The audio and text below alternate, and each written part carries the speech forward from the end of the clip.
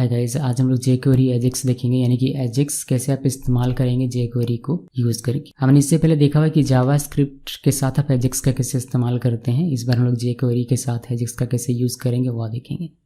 CRUD operation मैं last में आपको दिखाऊंगा इसी के साथ में। तो पहले कुछ इंपॉर्टेंट फंक्शन मेथड्स हैं जो कि jQuery द्वारा हमें मिलता है ताकि हम एजेक्स का काम कर सकें। तो पहले उनके बारे में थियोरेटिकली देख लेते हैं, फिर हम लोग प्रैक्टिकल आएंगे। दी jQuery library has a full suit of Ajax capabilities. तो jQuery लाइब्रेरी में सब कुछ है हमारे पास जिसका यूज़ करके हम लोग एजेक्स के साथ काम कर सकते हैं। The functions and methods therein allow us to load data from the server without a browser page refresh. तो इनके जो फंक्शन और मेथड्स में मिलते हैं, यानी कि jQuery में जो एजेक्स को यूज़ करने के लिए हमें मिलेगा फंक्शन और मेथड्स, उनका हम लोग इस्तेमाल कर सकते हैं सर्वर से डेटा लोड करने के लिए, सर्वर से डेटा गेट करने के लिए बिना पेज को रिफ्रेश किए हुए या फिर बिना पेज को रिलोड किए हुए। सिंटेक्स क्या है इसका, एक दो फंक्शन ही है, ज़्यादा कुछ है नहीं इसमें।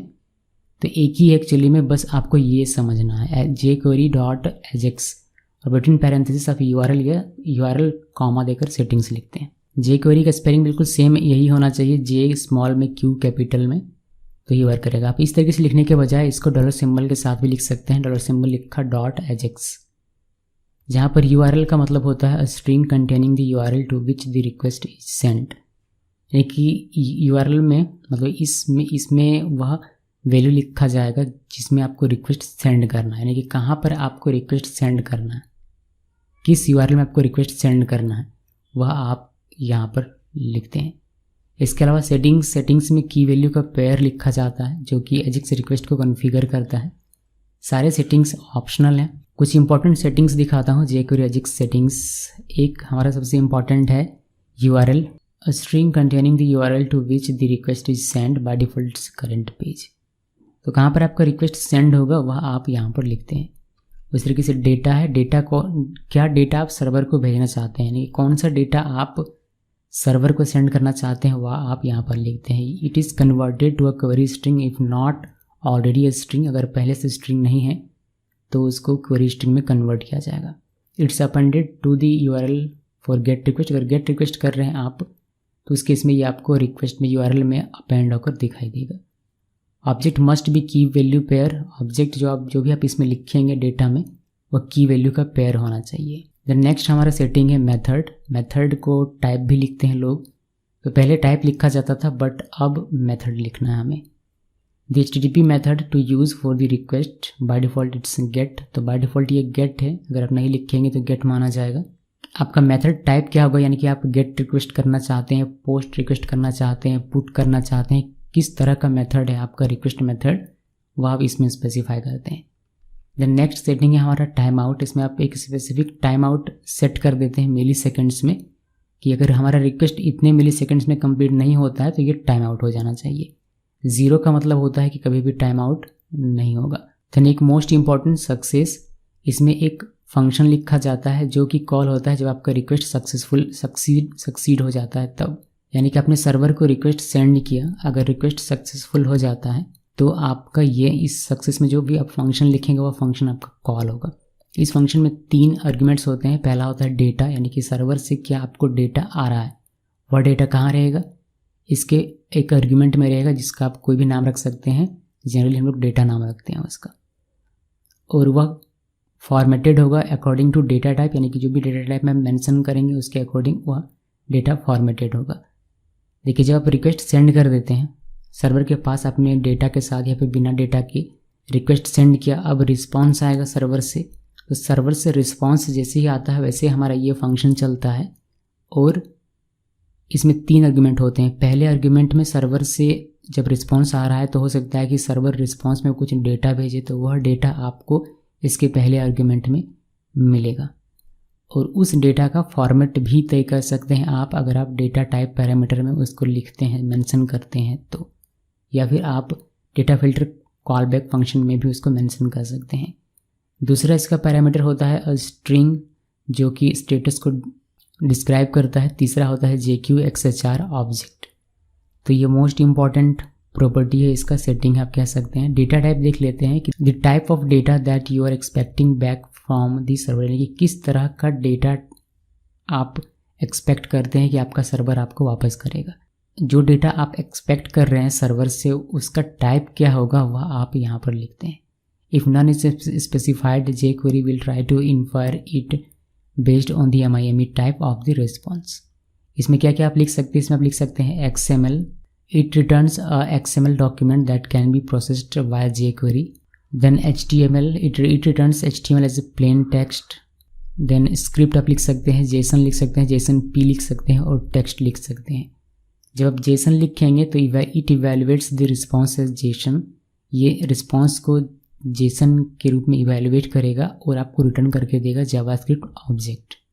तो ये एक इंपॉर्टेंट है, इसको ध्यान में रखिए।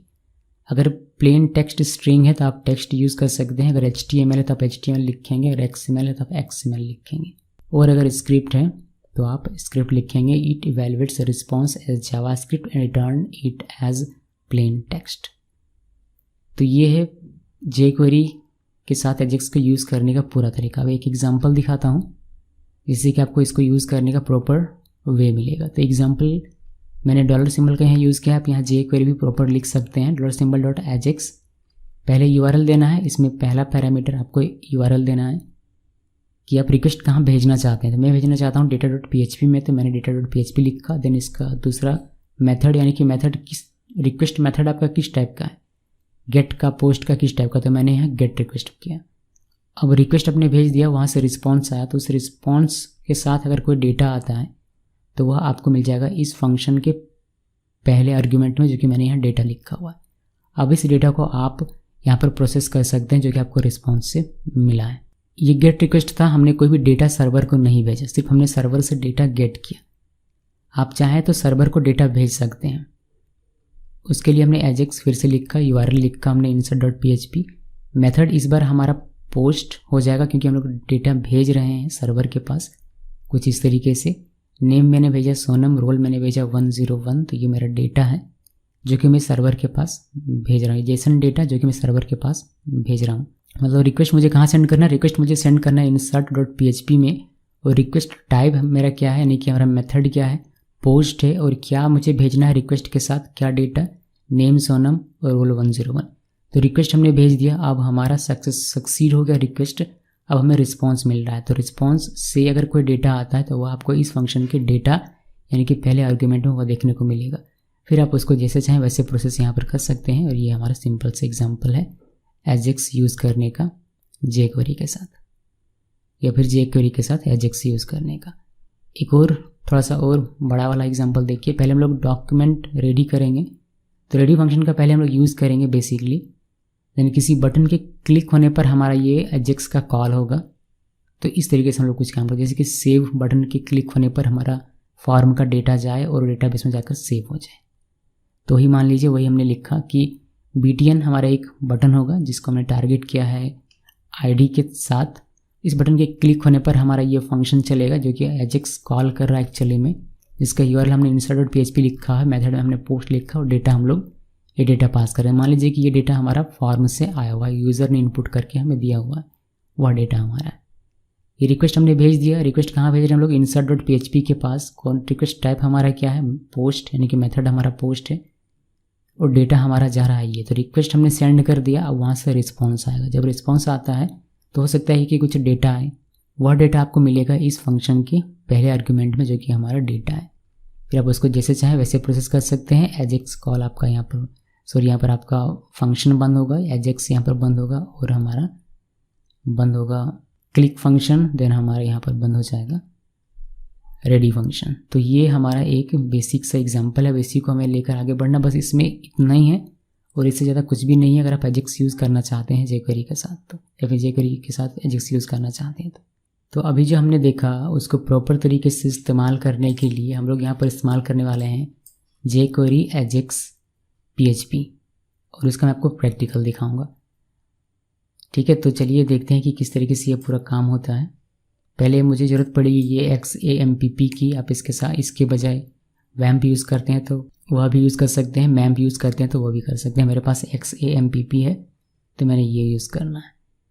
इससे पहले कि हम लोग ये सर्वर वगैरह स्टार्ट करें उससे पहले हमें अपना प्रोजेक्ट सेटअप करना है। तो प्रोजेक्ट सेटअप करना है कैसे, चूँकि ये PHP है तो सर्वर में हमें एक फ़ोल्डर बनाना है, प्रोजेक्ट फ़ोल्डर। अभी आपको जाना है अपने C ड्राइव में और ढूंढ कर निकालना है कि XAMPP कहाँ आपने इंस्टॉल किया है। अगर आप C ड्राइव में जाकर नहीं ढूंढना चाहते तो सिंपली यहाँ पर एक्सप्लोरर ऑप्शन है, यहाँ पर क्लिक कीजिए, जहाँ भी आपका इंस्टॉल होगा XAMPP वो आपको ओपन होकर मिल जाएगा। यहाँ पर आपको htdocs नाम का एक फ़ोल्डर मिलेगा, आपको यहाँ जाना है और यहाँ पर एक नया फ़ोल्डर क्रिएट करना है। ये फ़ोल्डर्स आप इग्नोर कीजिएगा, मे बी आपका इतना सारा फ़ोल्डर ना हो तो ये सारी चीज़ें इग्नोर मार दीजिए। अभी सिर्फ सिंपली एक नया फ़ोल्डर आप क्रिएट कीजिए और इसका जो भी नाम रखना चाहते हैं आप रख सकते हैं। मैं रखता हूँ इसका JQ Ajax PHP या फिर CRUD JQ Ajax PHP, मैंने ये नाम रखा। अब ये हमारा बनेगा प्रोजेक्ट फ़ोल्डर। मुझे ये चूज़ करना है, एक्चुअली मैं इसका नाम थोड़ा सा एक बार और चेंज कर देता हूँ, CRUD JQ Ajax PHP। अभी ये नाम सही है, अभी पढ़ने में सही लगेगा। तो ये हमारा प्रोजेक्ट फ़ोल्डर बनेगा और इसके अंदर हम लोग सारा रामायण लिखेंगे। तो अभी हम लोग क्या करते हैं कि पहले इस फोल्डर को सिलेक्ट कर लेते हैं। तो मैं VS कोड यूज़ कर रहा हूँ, आप चाहें तो notepad++, notepad, Sublime, atom, bracket, जो भी आप यूज़ करते हैं, टेक्स्ट एडिटर या फिर कोड एडिटर या फिर IDE आप इस्तेमाल कर सकते हैं। मैं यूज़ कर रहा हूँ VS कोड।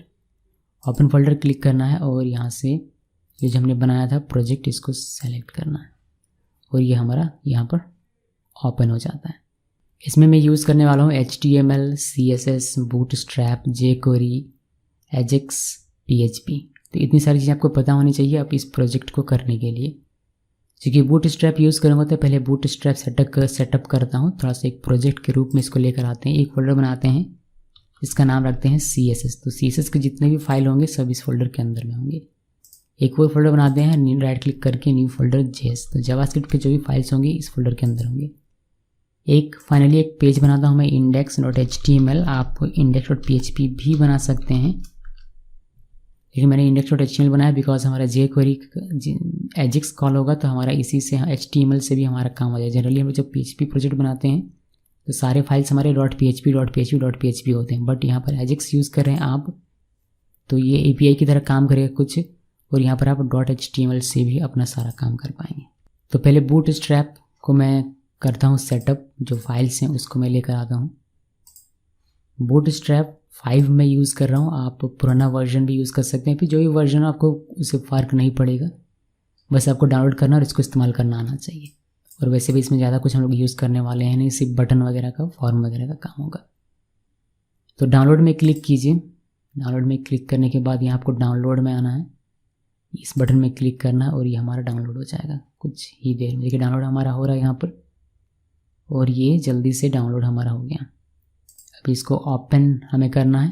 तो ये हमारा डाउनलोड किया हुआ जिप है बूटस्ट्रैप का, इसको आप एक्सट्रैक्ट कर लीजिए किसी भी एक्सट्रैक्ट वाले टूल से और ये फोल्डर हमें मिल जाएगा। अब इस फोल्डर के अंदर हम लोग देखें तो यहाँ पर हमें CSS का फाइल मिलेगा बहुत सारा, बट हमें चाहिए सिर्फ एक, ये bootstrap.css।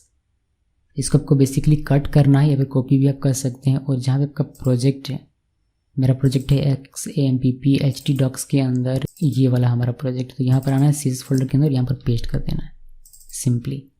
उसके बाद वापस से बूटस्ट्रैप वाले में जाइए, CSS हमारा काम हो गया, आप CSS फोल्डर को डिलीट कर सकते हैं। JS में आना है, यहाँ पर हमें bootstrap.js ये मिल जाएगा, इसको कट करना है और अपने प्रोजेक्ट में जाना है, ये हमारा प्रोजेक्ट है, इसके JS में जाकर यहाँ पर पेस्ट कर देना है। बस ये दो काम हमने किया कि CSS हमने लगा दिया बूटस्ट्रैप का और बूटस्ट्रैप का JS भी हमने लगा दिया। इसके अलावा हमें क्या चाहिए, हमें popper.js चाहिए। तो हम लोग यहाँ नीचे आते हैं, popper.js का हमें यहाँ पर मिल जाएगा लिंक, देखिए ये वाला। तो ये बस आपको यहाँ से यहाँ तक कॉपी करना है और एक न्यू टैब में आपको पेस्ट कर देना है। कभी कभी ये फाइल आपका डाउनलोड हो जाएगा बजाय इस तरीके से ओपन होने के। अगर डाउनलोड होता है तो डाउनलोड करके और जहाँ पे आपका प्रोजेक्ट है वहाँ पर JS वाले फोल्डर में जाकर बस पेस्ट कर देना है। अगर इस तरीके से फाइल आपका ओपन होता है तो Ctrl+A Ctrl+C से कॉपी कर लेना है और अपने प्रोजेक्ट में आना है और इस फोल्डर JS फोल्डर के अंदर एक नया फाइल बनाइए popper.js के नाम से और सिंपली यहाँ पर इसको पेस्ट कर दीजिए और इसको कर दीजिए सेव। ये ऑटो फॉर्मेट हो जाएगा कुछ देर में। चलिए ऑटो फॉर्मेट हो गया, इसको क्लोज कर दीजिए, इसका कोई काम नहीं, इसका भी कोई काम नहीं है।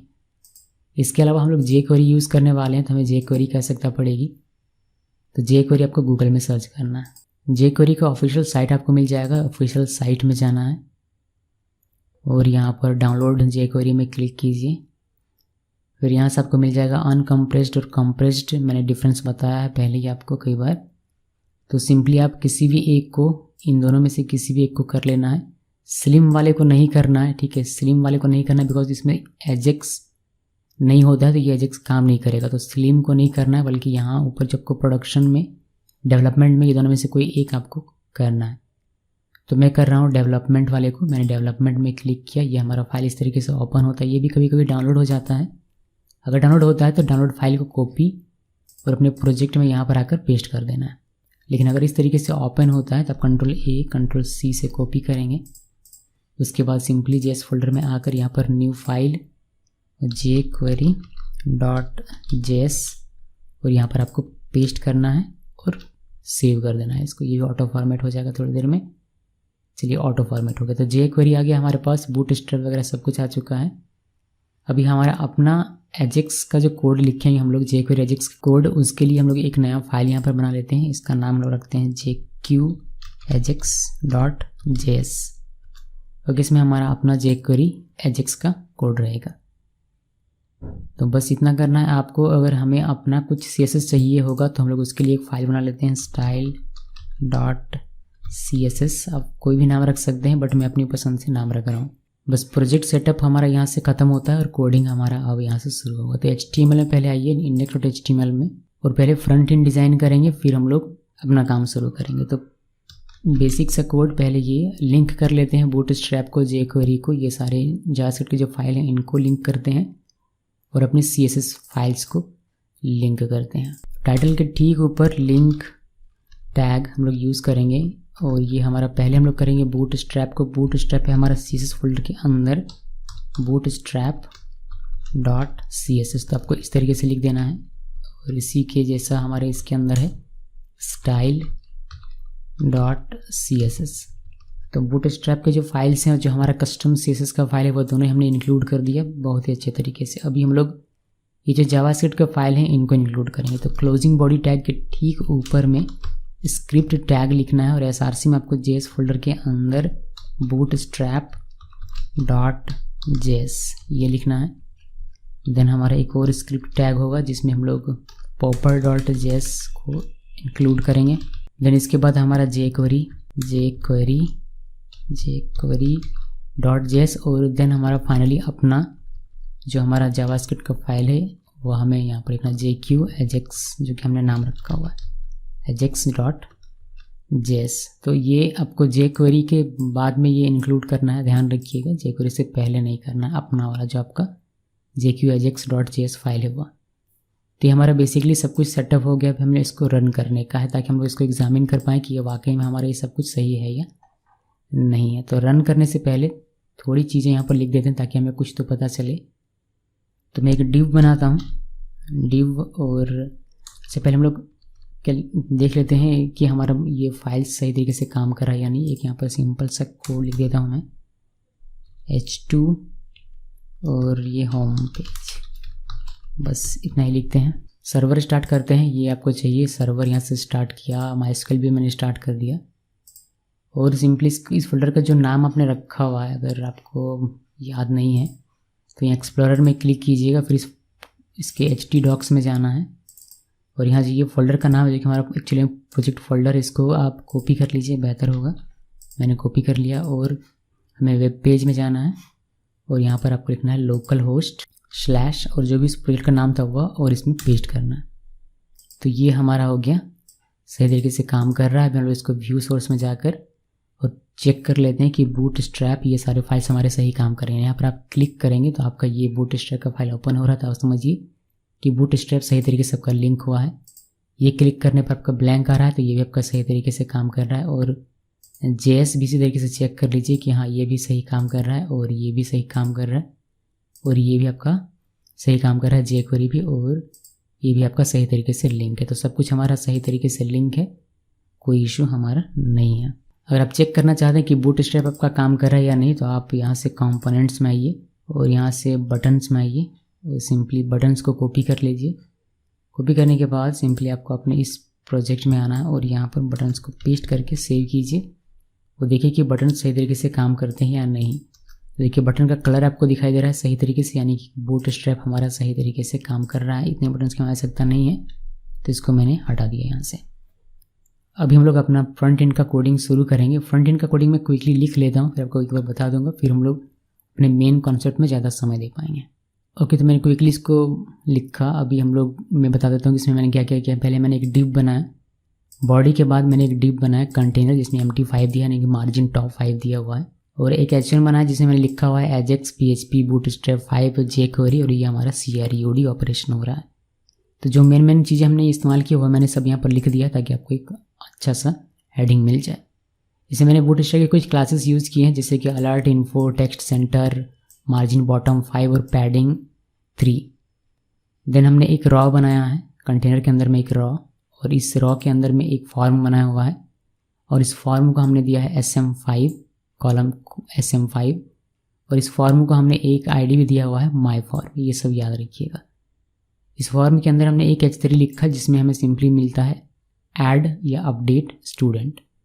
देन इसमें हमने एक डिव लिखा, इस डिव में लेबल है एक जिसका हमने नाम रखा हुआ है, नेम रखा हुआ है। इसमें एक इनपुट टाइप है टेक्स्ट जिसमें हमने फॉर्म कंट्रोल बूटस्ट्रैप का, और इसमें ID हमने नेम ID लिखा हुआ है। इसी तरीके से दूसरा एक डिव है, ये ईमेल ID है, ये ईमेल टाइप का है, इसका हमने ईमेल ID लिखा हुआ है, ईमेल ID लिखा हुआ है, और ये ईमेल हमारा लेबल है। इस तरीके से पासवर्ड के लिए हमने एक बनाया हुआ है, इसका टाइप है पासवर्ड और इसका ID हमने दिया है पासवर्ड ID। देन हमने एक बटन बनाया हुआ है, बटन का टाइप है सबमिट, और इसका हमने बूटस्ट्रैप की कुछ क्लासेस दी हैं, BTN प्राइमरी। ID हमने इसका BTN ऐड दिया हुआ है। आप एक्चुअली में इसका BTN ऐड की जगह BTN सेव भी लिख सकते हैं बिकॉज हमने इस बटन का नाम सेव लिखा हुआ है, बट कोई नहीं, रहने देते हैं, कोई इशू नहीं होगा। देन ये हमारा डिव यहाँ से बंद होता है। हमने यहाँ पर एक ब्लैंक डिव बनाया है जिसका हमने ID सिर्फ रखा है MSG। ये क्यों बना है आपको समझ में आ जाएगा आगे। फॉर्म हमारा यहाँ से बंद, यहाँ से हमारा दूसरा कॉलम एक शुरू होता है जो कि 7 का है, SM7 का। इसको हमने टेक्स्ट सेंटर किया और इसके अंदर हमने एक H3 लिखा हुआ है जिसमें शो स्टूडेंट इन्फॉर्मेशन लिखा हुआ है। इसके अंदर हमने एक टेबल बनाया है जिसका क्लास हमने टेबल दिया हुआ है, और T हेड में हमने TR बनाया, और ये सारे हमारे TH हैं इसके अंदर।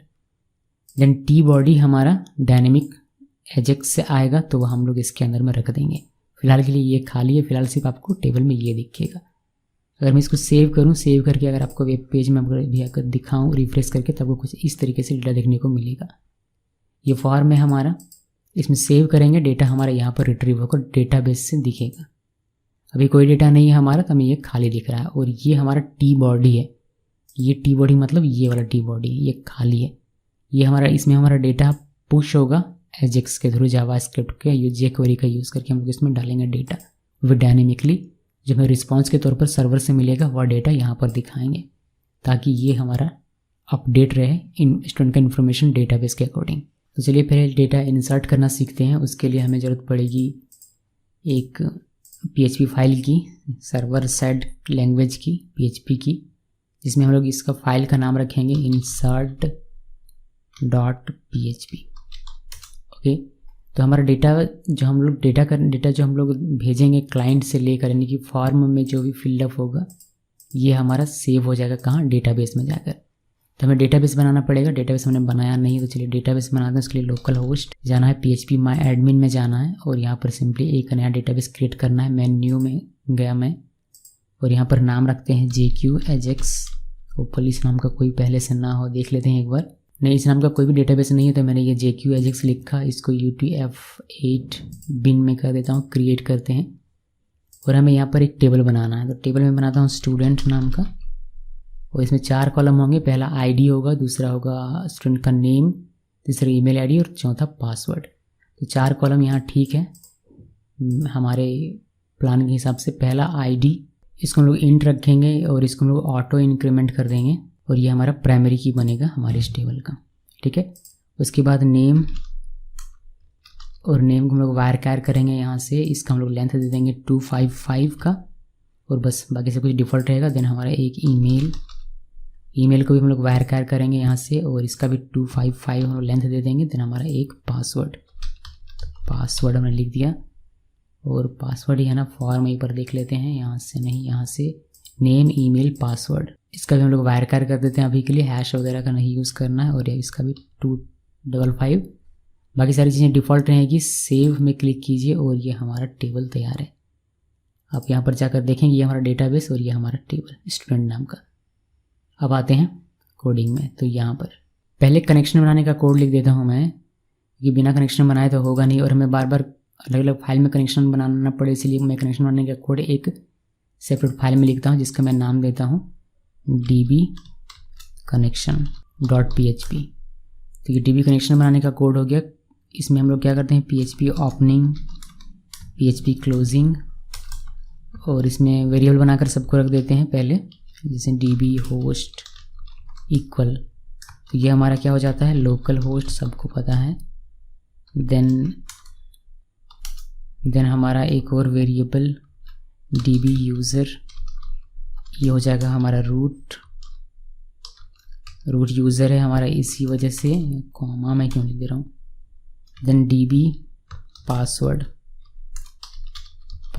इक्वल कुछ भी नहीं, यानी कि हमारा ब्लैंक है तो कुछ भी नहीं, मैंने लिख दिया, इसमें ब्लैंक रहने दिया। फिर db का नेम, अभी जब हमने डेटाबेस का नाम, डेटाबेस हमने क्रिएट किया बस वह लिखना है, तो db अंडरस्कोर नेम इक्वल क्या था हमारा, JQ एजेक्स, सही था ना, देख लेते हैं एक बार। db का क्या नाम है हमारा JQ एजेक्स, वो दिखाई नहीं दे रहा, मैं जूम कर देता हूँ, देखिए यहाँ पर हमारा नाम है JQ एजेक्स, तो यही नाम हमें वहाँ पर लिखना है। टेबल का नाम हमारा स्टूडेंट है, तो JQ एजेक्स, एजेक्स नहीं, JQ एजेक्स मैंने ये लिख दिया। ये सारे वेरिएबल्स हमारे पास हैं। अभी हमें बस कॉन ऑब्जेक्ट बनाना है अपना, con equal new MySQL i, और यहाँ पर एक एक वेरिएबल्स को लिखते जाइए, कि पहले db होस्ट लिखिए, फिर कॉमा देकर जो हमारा db यूज़र है वह लिख दीजिए, फिर कॉमा देकर db पासवर्ड जो है वह आप लिखेंगे, फिर आपको लिखना है db नेम, बस इतना लिखिए। अब एक चीज़ का ध्यान रखिएगा कि लोकल होस्ट तो सभी के लिए होगा, रूट अगर आपने चेंज किया, अपने डेटाबेस यूज़र का नाम अगर आपने चेंज किया है, अगर आपने PHP एडमिन में कुछ चेंजेस किए हैं, कस्टमाइजेशन किया हुआ है कॉन्फ़िगरेशन से रिलेटेड, तो आपको अपना यूज़र नेम यहाँ पर लिखना है। मेरे केस में डिफ़ॉल्ट है रूट, तो रूट ही है। अगर हमने कोई पासवर्ड सेट किया हुआ है तो आपको पासवर्ड अपना यहाँ लिखना पड़ेगा। मेरे केस में डिफ़ॉल्ट है, यानी कि जो कि ब्लैंक है, तो ब्लैंक रखने दिया मैंने। इस तरीके से db नेम जो आपने बनाया है वही आपको यहाँ पर लिखना है, मेरा देखकर छाप नहीं देना है, ठीक ना। तो ये हमारा इतना काम हो गया। अभी हमारा कनेक्शन ऑब्जेक्ट भी क्रिएट हो गया, इसको चेक कर लेंगे कि इफ़ कॉन कनेक्ट एरर, अगर कोई एरर होता है तो आपको क्या करना है, सिंपली एप्लीकेशन को डाई कर जाना है और एक मैसेज दिखा देना है कि कनेक्शन फेल्ड हो गया। बस इतना कीजिए, इसको सेव कीजिए। पे मैं ये बता रहा है एक एरर, और ये एरर है हमारा कि हमने यहाँ पर सेमीकोलन नहीं दिया। मैंने इसको सेव किया, अभी हमारा ये कनेक्शन क्रिएट हो गया है, इसमें कोई एरर हमें नहीं मिलेगा जहाँ तक मुझे उम्मीद है। तो अब जहाँ भी आपको कनेक्शन बनाना हो, बस सिंपली इस फाइल को आप इंक्लूड कर लीजिए, आपका कनेक्शन क्रिएट हो जाएगा। तो हमें पहला काम करना है डेटा को इंसर्ट करने का, तो पहले ये काम करते हैं। तो यहाँ insert.php में आते हैं, यहाँ PHP ओपनिंग, PHP क्लोजिंग, और यहाँ पर पहले हम लोग कनेक्शन क्रिएट कर लेते हैं, तो इंक्लूड लिखना है, और हमारा जो फाइल है वो है db connection.php, और इसको मैंने सेव कर दिया। अभी हमारा डेटा आया नहीं है तो हम लोग यहाँ पर कोड लिख नहीं सकते, लॉजिक काम नहीं करेगा, मतलब हमारा दिमाग खुद का काम नहीं करेगा। तो पहले फॉर्म का डेटा यहाँ भेजते हैं, फिर इसको सेव करने का कोड लिखेंगे तो ज़्यादा बेहतर होगा। एक अपना पिक्चर बना लीजिए दिमाग में, उसके अकॉर्डिंग चलिए। तो मेरा दिमाग ये कहता है कि पहले फॉर्म से आप डेटा लो, इसको insert.php यानी कि सर्वर में भेजो, फिर तो ये डेटा को डेटाबेस में डालेगा। तो ये पूरा गेम है मेरा। तो चलिए पहले हम लोग डेटा भेजते हैं insert.php में। तो उसके लिए हम लोग लिखेंगे क्या, jQuery, इसको रहने देते हैं। jQuery लिखना है तो आपको आना है अपने jQajax.js में, यहाँ पर हम लोग अपना कोड लिखेंगे। तो पहले इंसर्ट करना है, यानी कि मैं लिख देता हूँ ajax request for insert. Insert record या इंसर्ट डेटा, इस तरीके से लिख सकते हैं। तो इंसर्ट हमारा डेटा कैसे होना चाहिए, इंसर्ट हमारा डेटा होना चाहिए जब कोई फॉर्म में डेटा डाल दे और सेव में क्लिक करे, यानी कि इस बटन के क्लिक होने पर हमारा डेटा सेव होना चाहिए, यानी कि इस बटन के क्लिक होने पर हमारा सर्वर के पास डेटा जाना चाहिए, यही मतलब हुआ इसका। तो इवेंट पर हमारा काम होना चाहिए, बेसिकली कहने का ये मतलब है। तो डॉलर सिंबल कौन से बटन में क्लिक होने पर, हमारा ये जो सेव बटन है ये, तो सेव बटन का देखिए कहाँ लिखा है आपने बटन आपका होगा ये वाला बटन। इस बटन का आपने आईडी दिया हुआ है BTN ऐड, तो आप इस आईडी के थ्रू इस बटन को टारगेट कर सकते हैं। तो सिंपली यहाँ पर आना है और हैश, चूँकि आईडी के थ्रू टारगेट कर रहा हूँ तो BTN ऐड लिखा, यानी कि इस बटन के क्लिक होने पर मैं चाहता हूँ कि मेरा एक मेथड रन करे जो कि है ऐड स्टूडेंट। ओके, उसके बाद नीचे हम लोग ये फंक्शन बना लेंगे। अब ऐसा करने के बजाय मतलब इस तरीके से फंक्शन बना लेंगे, फंक्शन ऐड स्टूडेंट, और फिर इसके अंदर में हम लोग अपना एजेक्स का कॉल करेंगे, डेटा भेजेंगे, फिर रिस्पॉन्स आएगा, वो सारा काम इसके अंदर में करेंगे। तो ऐसा करने के बजाय आप डायरेक्टली यहाँ पर एनिमस फंक्शन भी बना सकते हैं, जैसा कि हमने सीखा हुआ है। इस तरीके से डायरेक्ट फंक्शन लिखिए और यहाँ पर कुछ इस तरीके से, फिर आपको यहाँ पर नाम वगैरह लिखने की आवश्यकता नहीं पड़ेगी, डायरेक्ट आप इसमें अपना कोडिंग लिखेंगे। तो ये हमारा एक सबमिट बटन है। आप लोगों को पता होगा कि सबमिट बटन का अपना एक डिफ़ॉल्ट बिहेवियर होता है कि वह सबमिट में क्लिक होने पर रिफ्रेश हो जाता है पेज, यानी कि आप क्लिक करेंगे ये पेज आपका रीलोड हो जाएगा। तो इसको प्रिवेंट करना पड़ेगा, यानी इसके डिफ़ॉल्ट बिहेवियर को हमें प्रिवेंट करना पड़ेगा, जिसके लिए हम लोग ई ऑब्जेक्ट का यूज़ करेंगे, इवेंट ऑब्जेक्ट जिसे हम लोग कहते हैं। e.prevent डिफ़ॉल्ट इस मेथड का यूज़ करके, तो ये यूज़ करने से अब आपका रीलोड नहीं होगा। देखिए मैंने इसको सेव कर, अभी मैं सेव में क्लिक कर रहा हूँ तो ये हमारा रीलोड नहीं हो रहा है। ओके, ये सिंपल सा था हमारा। ये इवेंट हमारा फायर हो रहा है या नहीं उसको चेक करने के लिए मैं कंसोल करना चाहूँगा कि कंसोल लॉग, ये सिर्फ डिबग पर्पज़ के लिए है कि बटन क्लिक्ड, कौन सा button clicked, save button clicked, save button clicked, ये मैं लिख करता हूँ और इसका कोई काम नहीं है, इसको क्लोज़ कर देता हूँ। अभी मैंने इसको रिफ्रेश किया और हम लोग इंस्पेक्ट करते हैं ताकि हम कंसोल में देख पाएँ। ये सारी चीज़ें मैं हटा देता हूँ और ये मैंने जूम कर दिया। तो हम लोग अभी सेव में क्लिक करेंगे तो हमारा इवेंट फायर हो रहा है, आप देख सकते हैं सेव बटन क्लिक्ड हमें देखने को मिल रहा है, यानी कि हमारा से बिल्कुल सही अभी हम लोग जा रहे हैं, कोई इशू हमारा नहीं है। तो ये हमारा काम हो रहा है। अभी हम लोगों को क्या करना है, हमारा मेन टारगेट क्या है, मेन टारगेट हमारा ये है कि यहाँ फॉर्म में जो डेटा होगा, जैसे कि मैंने लिखा यहाँ सोनम, मैंने यहाँ लिखा sonam@gmail.com और यहाँ sonam123, तो मुझे ये डेटा कैप्चर करना है ताकि मैं इस डेटा को सर्वर के पास भेज सकूँ एजेक्स के थ्रू, ये मेरा मेन काम है।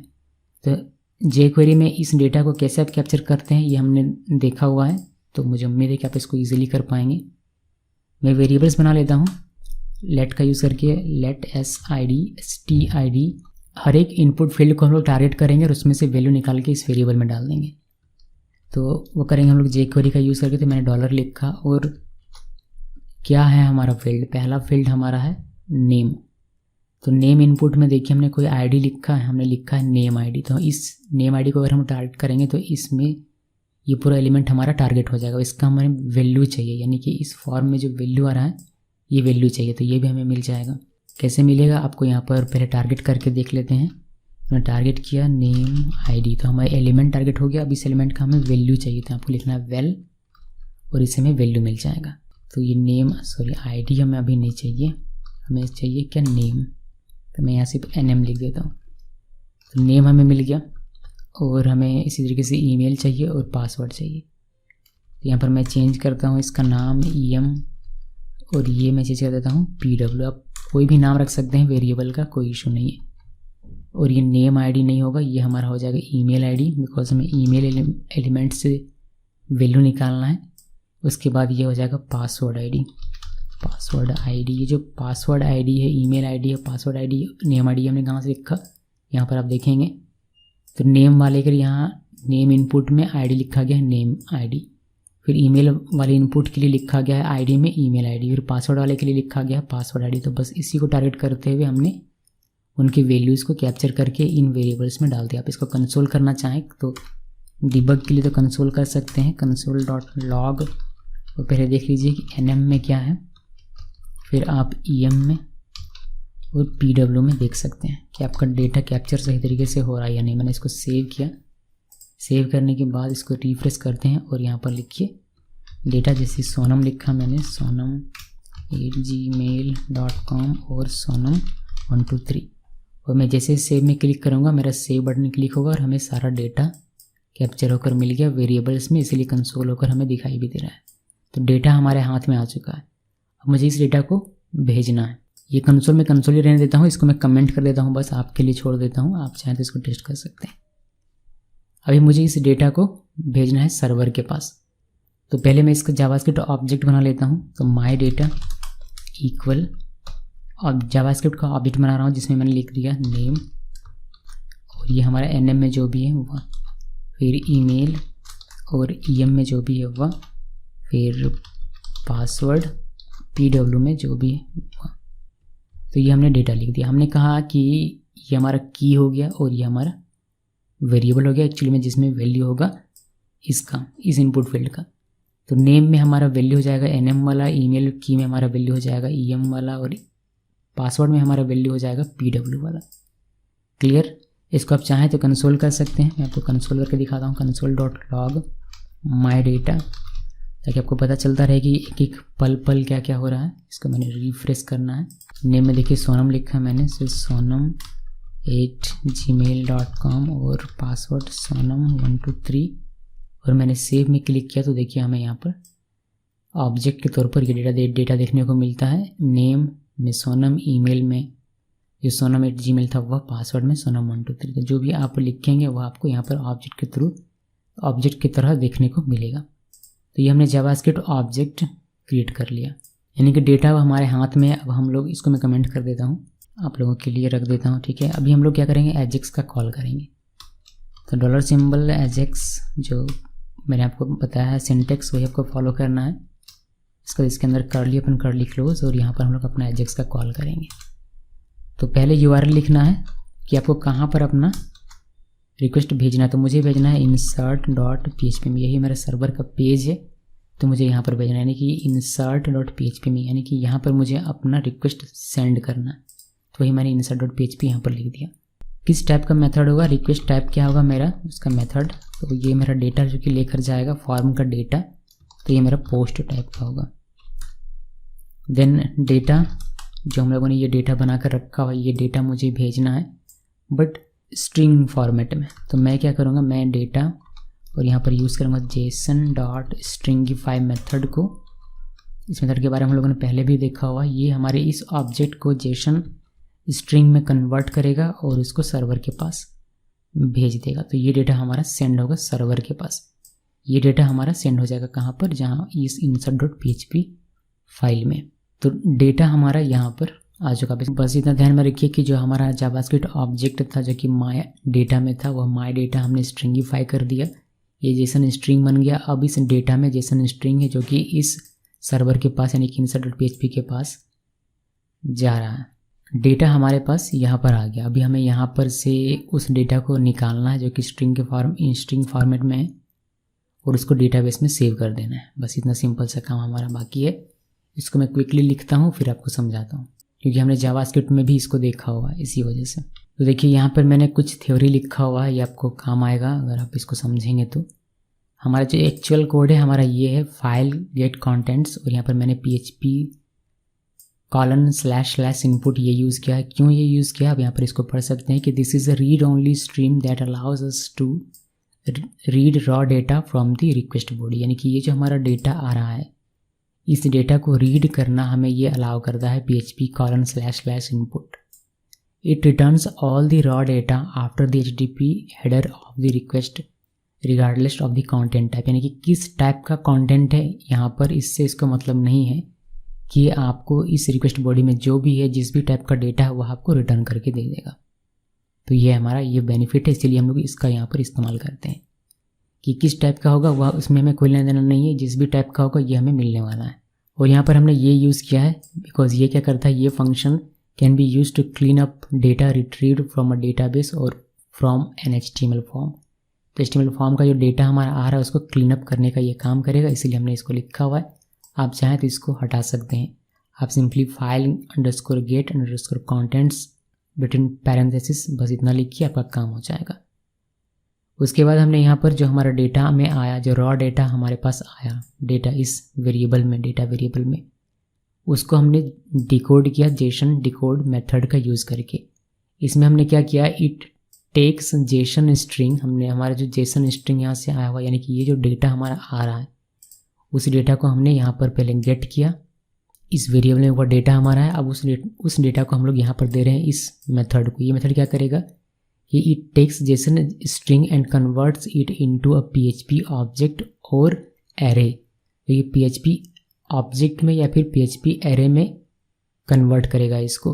अगर आप ट्रू वैल्यू देंगे तो ये एसोसिएटिव एरे में कन्वर्ट करेगा, यानी कि अगर आप सिंपली इसको इस तरीके से डेटा लिख देते हैं तो आपको PHP ऑब्जेक्ट मिलेगा और PHP ऑब्जेक्ट सारा आपका माई डेटा में चलाएगा। फिर आप जैसे ऑब्जेक्ट यूज़ करते हैं PHP में वैसे आप इस्तेमाल कर सकते हैं।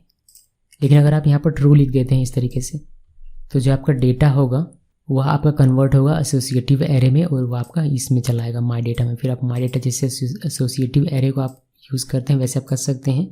यहाँ ID लिखने की आवश्यकता हमें नहीं है फ़िलहाल के लिए।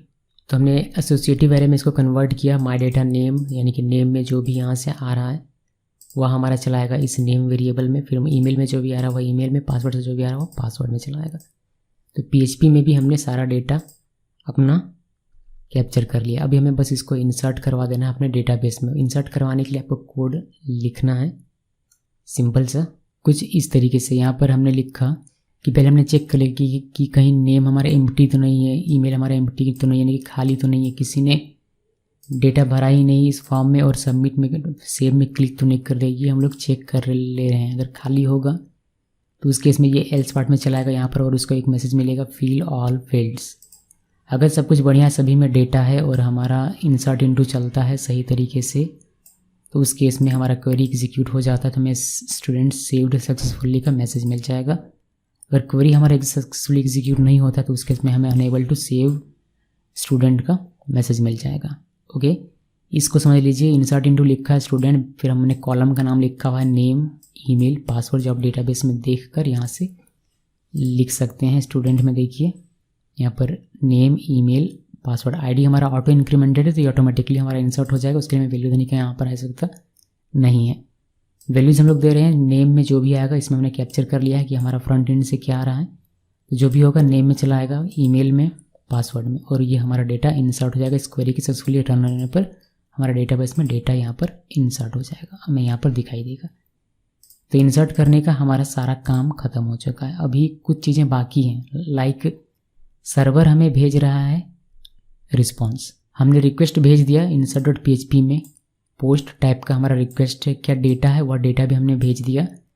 हमारा डेटा सर्वर के पास आया, हमने उस डेटा को पहले एक्सट्रैक्ट किया अपने सुविधानुसार फॉर्मेट में एसोसिएटिव एरे के फॉर्म में, फिर हमने उस डेटा को इंसर्ट करवा दिया।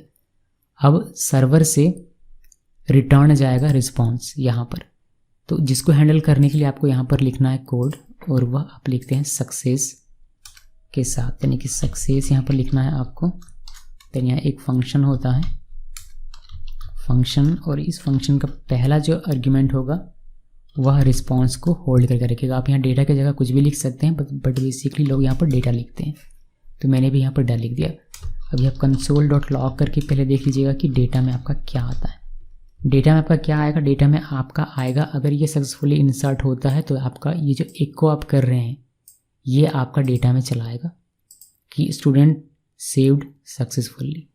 अगर सक्सेसफुली नहीं होता है तो अनेबल टू सेव स्टूडेंट चलाएगा डेटा में, और अगर एम्प्टी रहता है कोई भी तो ये इको होगा फिल ऑल फील्ड्स, तो ये आपका आ जाएगा डेटा में, जो कि आप यहाँ कंसोल करके देख सकते हैं ईजिली।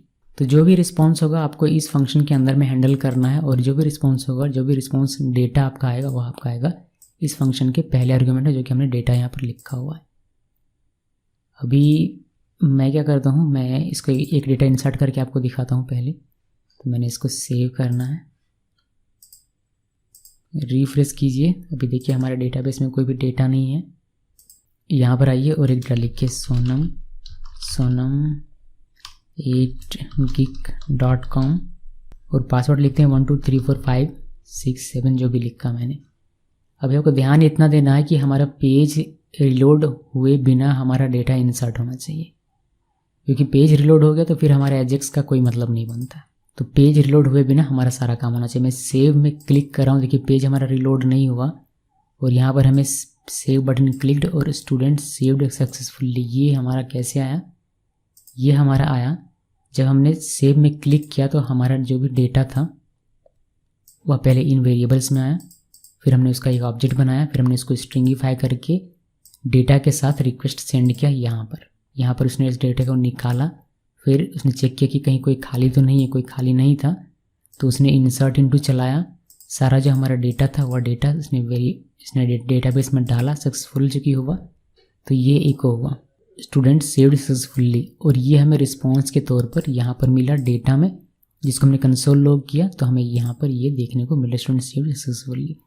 और ये डेटा हमारा यहाँ पर हो गया होगा इंसर्ट, जो कि आप देख सकते हैं सोनम 8gig.com और 123456 तो डेटा इंसर्ट करने का काम हमारा हो गया। अभी कुछ चीज़ें मैं इसमें और करना चाहता हूँ। फॉर एग्जांपल हमारा जो फॉर्म है वो हमारा खाली नहीं हो रहा सेव होने के बाद। फॉर्म खाली करने के लिए हम लोग सिंपली यहाँ पर एक लाइन का कोड लिखेंगे, डॉलर सिंबल लिखना है माय फॉर्म। ये हमारा इसमें जो फॉर्म का जो आईडी है वह मैंने लिखा हुआ है और 0 हमने यहाँ पर लगाया इंडेक्स और हमने रीसेट को कॉल किया हुआ यहाँ पर। तो इससे हमारा फॉर्म खाली हो जाना चाहिए सेव होने के बाद, यानी कि डेटा हमारा सेव होने के बाद। तो चलिए मैं इसको रिफ्रेश करता हूँ और एक डेटा इंसर्ट करके देखते हैं। तो यहाँ पर हम लोग एक नया डेटा इंसर्ट करते हैं, नाम रखते हैं सुमित और सुमित 8gmail.com और सुमित 123 मैंने लिखा। अभी सेव में क्लिक होने पर आपको दो चीज़ें ध्यान देनी है। पहले सेव बटन पर क्लिक होने पर हमारा पेज रिलोड नहीं होना चाहिए और हमारा डेटा सेव हो जाना चाहिए। उसके बाद हमारा ये फॉर्म भी खाली हो जाना चाहिए फील्ड्स। सेव में क्लिक किया, फॉर्म हमारा ये ब्राउज़र रीलोड नहीं हुआ और हमारा डेटा भी सेव हो गया। आप यहाँ पर आकर देख सकते हैं, देखिए सुमित का डेटा हमारा 6 नंबर में सेव हो गया और हमारा फॉर्म का फील्ड भी खाली हो चुका है। तो ये हमारा बहुत बेहतरीन अभी तक का सफ़र रहा। अभी मैं क्या चाहता हूँ, मैं चाहता हूँ कि ये जो हमारा मैसेज, ये जो हमारा रिस्पॉन्स आ रहा है डेटा, ये हमारा यहाँ ना आकर हमारा यहाँ पर डिस्प्ले हो सेव बटन के नीचे। तो ये कैसे करेंगे, ये भी बेहद ही ईजी है। हमने एक index.html में यहाँ पर एक नीचे बना के रखा हुआ है ये div, जो कि msg जिसकी आईडी है। बस यहाँ पर हम लोग उस जो हमारा डेटा आ रहा है सर्वर उसको पुश करेंगे, हमारा काम हो जाएगा। तो कैसे करना है वह देखिए। कंसोल को मैं कमेंट कर देता हूँ इसको, अभी हमें इसकी आवश्यकता नहीं है। बस आपको क्या करना है, msg में मैंने लिखा है एक वेरिएबल, आप कुछ भी लिख सकते हैं। यहाँ पर इक्वल दिया और मैं यहाँ पर एक लिख रहा हूँ कि ये स्पैन हो सकता है, जो डिव बना लेते हैं, कोई दिक्कत नहीं, डिव के अंदर डिव हो जाएगा। ये डिव हमने लिखा और यहाँ पर हम लोग लिख देंगे जो डेटा में आ रहा है वो, यानी कि हम लोग यहाँ पर लिखेंगे प्लस डेटा कॉन्केट, ये प्लस मतलब कॉन्केट और यहाँ पर डेटा डिव हमारा क्लोज। और ये जो हमारा msg है इसको हम लोग पुश कर देंगे कहाँ पर, ये हमारा पुश हो जाएगा html के तौर पर, जो हमारा खाली ये डिव है वहाँ पर। आप टेक्स्ट के तौर पर भी इसको भेज सकते थे, वैसे कोई नहीं, इसी तरीके से भेज देते हैं। तो डॉलर सिंबल और हमें इसको टारगेट बनाना है। तो टारगेट बनाने के लिए हमें क्या करना पड़ेगा, उसका हमने आईडी दिया हुआ है तो msg, ये टारगेट हो गया हमारा। और उस पर हमें ये html पुश करना है, ये msg वाला। हमने क्या किया, बेसिकली हमने ये पहले टारगेट किया, यानी कि इस एलिमेंट को हमने टारगेट बनाया आईडी के थ्रू। उसमें हम लोग HTML डाल रहे हैं, कौन सा HTML, ये वाला HTML, जिसमें डेटा हमारा डायनेमिक होगा। ये हमें सर्वर से जो रिस्पॉन्स आएगा वह डेटा हमारा यहाँ पर दिखेगा, वही डेटा हमारे यहाँ पर जाकर पुश होगा। तो बस इतना ही करना है और आपका काम ओपनली हो जाना चाहिए। मैं इसको सेव करता हूँ, सेव करने के बाद आपको दिखाता हूँ इंसर्ट करके एक नया नाम रोहित और रोहित 8gmail.com रोहित 123 और सेव में जैसे ही क्लिक करेंगे, इस बार कंसोल में दिखाने के बजाय आपका जो मैसेज है वो आपको सेव बटन के नीचे दिखना चाहिए। पेज रिलोड नहीं होना चाहिए और ये फॉर्म का फील्ड भी आपका खाली हो जाना चाहिए।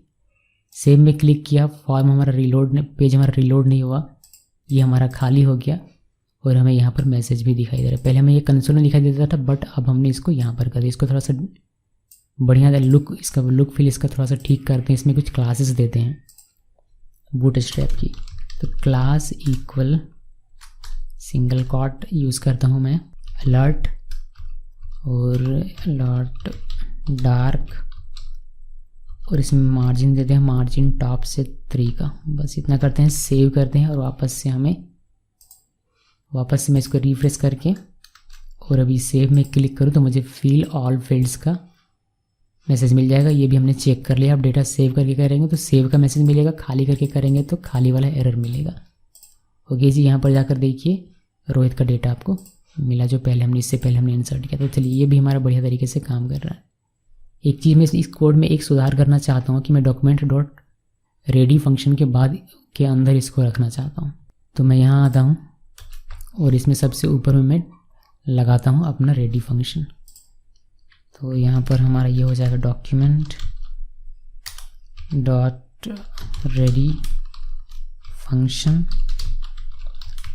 और यहाँ पर कर्ली ओपन कर्ली क्लोज, और यहाँ पर हम लोग अपना पूरा कोड लिखेंगे। तो मैं इसको कट कर देता हूँ और इसको सबसे नीचे पेस्ट कर दूंगा, यानी कि यहाँ पर इसको सेव करेंगे, ऑटो फॉर्मेट हो जाएगा और हमारा ये रेडी फंक्शन के अंदर में सारा कोड रहेगा। अब जो भी कोड लिखेंगे इसी के अंदर में हम लोग लिखेंगे, यानी कि यहाँ पर लिखेंगे यहाँ पर, ये सबसे नीचे हमारा हमेशा रहेगा।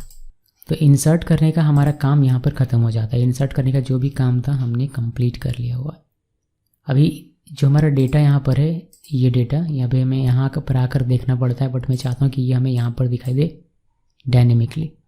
तो यहाँ पर इसको कैसे रिट्रीव करेंगे वह देखते हैं। इसके लिए हम लोग ऊपर चलते हैं और यहाँ पर रिट्रीव का कोड लिखेंगे सबसे ऊपर में, यानी कि यहाँ पर कमेंट पहले लिख देता हूँ। और यहाँ पर हम लोग एक फंक्शन बनाते हैं, फंक्शन शो डेटा, और इसी के अंदर में अपना सारा कोड लिखेंगे। तो ये बेहद आसान है। अगर आपने मेरा जावास्क्रिप्ट देखा होगा तो, नहीं भी देखा है तो भी आपको समझ में आ जाएगा। तो हमें क्या करना है, हमें यहाँ पर ये मैंने क्या लिख दिया, हमें क्या करना है, हमें एजेक्स कॉल भेजना। देखिए लॉजिक समझिए, पहले दिमाग में पिक्चर बनाइए। हमें क्या करना है, हमें एक रिक्वेस्ट भेजना है सर्वर के पास, और सर्वर से हमें रिस्पॉन्स मिलेगा क्या, ये पूरा डेटाबेस का पूरा डेटा, ये पूरा डेटा हमें सर्वर से रिस्पॉन्स के तौर पर चाहिए। फिर उस डेटा को बस हमें यहाँ पर शो करवा देना है, और ये सारा काम होना चाहिए बिना पेज को रिफ्रेश किए हुए, रिलोड किए हुए। ओके, इनिशियली एक बार तो रिलोड होगा ही, लेकिन फिर बाद में ये नहीं होना चाहिए। मतलब आपको पता चल जाएगा, आप कोड देखिए आपको समझ में आ जाएगा। इस फंक्शन के अंदर हम लोग एजेक्स कॉल करते हैं और ये हमारा हो जाएगा इसके अंदर में कुछ इस तरीके से। ओके जी, तो आपको क्या करना है, पहले URL लिखिए और ये रिक्वेस्ट हम लोग कहाँ पर सेंड करेंगे। ये रिक्वेस्ट हमारा होगा retrieve.php, जो हमने बनाया नहीं है, तो इस फाइल में हमें ये रिक्वेस्ट सेंड करना है। मेथड क्या होगा हमारा, मेथड हम लोग गेट लिख सकते हैं, फिर पोस्ट भी लिख सकते हैं। क्योंकि डेटा जा नहीं रहा है तो हम लोग गेट भी लिखेंगे तो कोई फ़र्क हमें पड़ेगा नहीं, लेकिन आप चाहें तो पोस्ट का यूज़ कर सकते हैं। मेथड हमने लिख दिया। उसके बाद यहाँ पर हमारा जो रिक्वेस्ट हमने भेज दिया, अब हमें रिस्पॉन्स आएगा तो वो हम लोग सक्सेस में लिखते हैं, हमें पता है। इस बार वेट करने का आवश्यकता नहीं है, डायरेक्ट हम लोग यहाँ पर डेटा इस तरीके से यहाँ पर कंसोल करके पहले देखेंगे कि डेटा में क्या हमारा आ रहा है। और जितना करना है, इसको सेव करना है। अभी हमें retrieve.php ये वाला फाइल क्रिएट करना है। तो यहाँ पर आइए, न्यू फाइल, ये हमारा न्यू फाइल बन गया। अभी PHP ओपनिंग, PHP क्लोजिंग, और पहले आपको करना है क्या, पहले मुझे ये वाला इंक्लूड कर देना है ताकि हमारा कनेक्शन क्रिएट हो जाए। तो कनेक्शन हमारा क्रिएट हो गया। हमने क्या किया, हमने रिक्वेस्ट सेंड किया है इस पेज पर। अब इस पेज का काम है कि मुझे रिस्पॉन्स के तौर पर जितना भी डेटाबेस में डेटा है वह डेटा मुझे दे। तो पहले इस पेज में हमें डेटाबेस से डेटा गेट करना पड़ेगा, फिर वो डेटा हम लोग रिस्पॉन्स के तौर पर यहाँ पर भेजेंगे। फिर यहाँ पर हम लोग ऐसा कोड लिखेंगे कि ये आपको फ्रंट एंड में यहाँ पर देखने को मिलेगा टेबल में, इस टी बॉडी में। ओके जी, क्लियर। अभी हमें यहाँ पर कोड लेने की आवश्यकता है, तो मैं क्विकली ये कोड लिखता हूँ, आपको ईजिली समझ में आ जाएगा। ये PHP का सिंपल सा कोड है, ये सेलेक्ट ऑल का तो देखिए मैंने यहाँ पर लिखा रिट्रीव स्टूडेंट इन्फॉर्मेशन। पहले मैंने क्या किया, स्किल क्वेरी लिखा कि select all from student, student नाम का जो टेबल है हमारा उसमें से सब कुछ सिलेक्ट कर लो। फिर रिजल्ट में हमने इस क्वेरी को एग्जीक्यूट करवाया।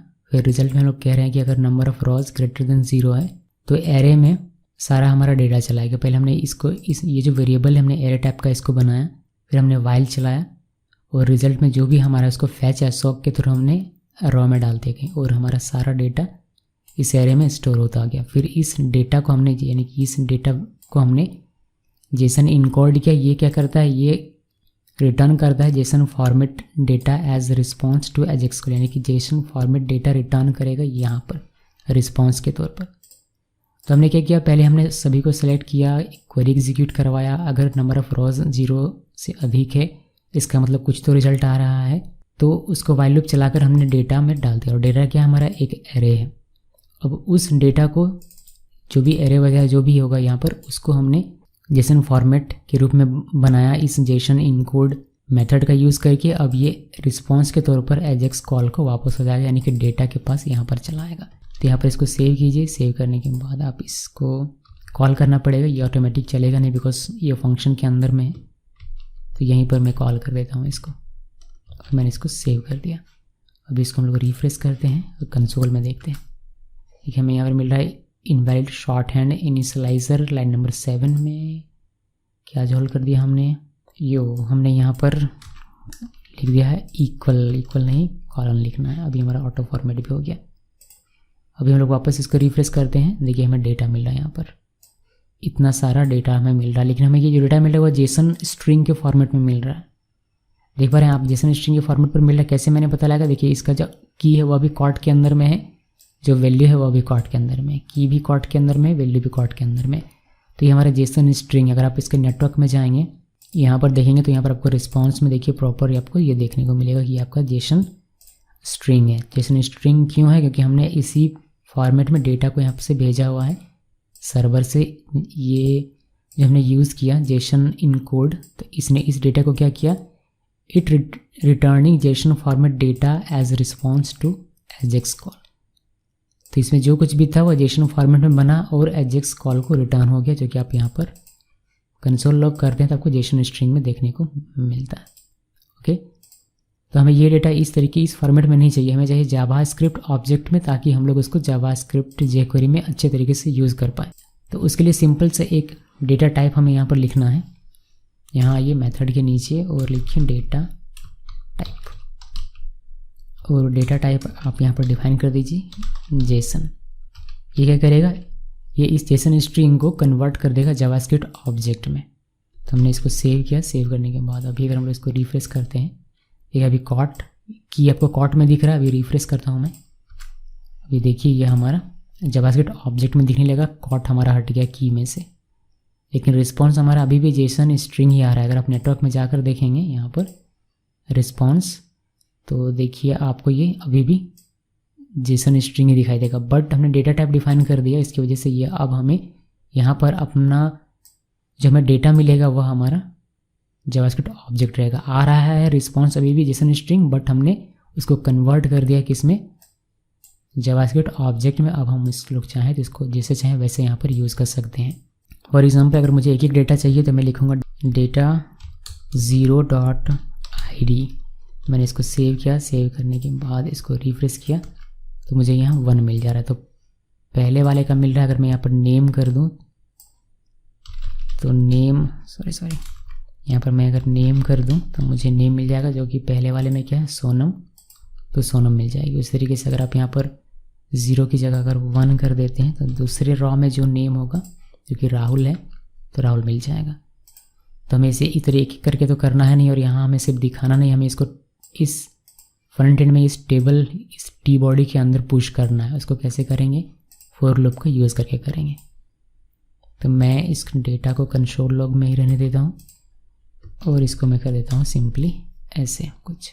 अभी मैं इसमें क्विकली कोड लिखता हूँ, सिंपल से एक फॉर लूप लिखूँगा और हमारा काम हो जाएगा। ठीक है, यह मैं लिख के दिखाता हूँ आपको, ज़्यादा बेहतर रहेगा। पहले हम लोग चेक कर लेते हैं कि इफ़ डेटा, हो सकता है कि कभी कभी डेटा में हमारा डेटा ना आए। अगर डेटा में डेटा आ रहा है तो x इक्वल कर दो डेटा, यानी कि डेटा में जो भी है उसको हमने एक x में असाइन कर दिया बस ऐसे ही मेरा मन नहीं किया तो मैंने कर दिया एल्स, ताकि हमें बार बार डेटा इतना बड़ा लिखना ना पड़े, एक्स से हमारा काम हो जाए, इसीलिए मैंने लिख दिया। अगर डेटा में डेटा नहीं आता तो एक्स में असाइन कर देगा ये एम्प्टी, खाली।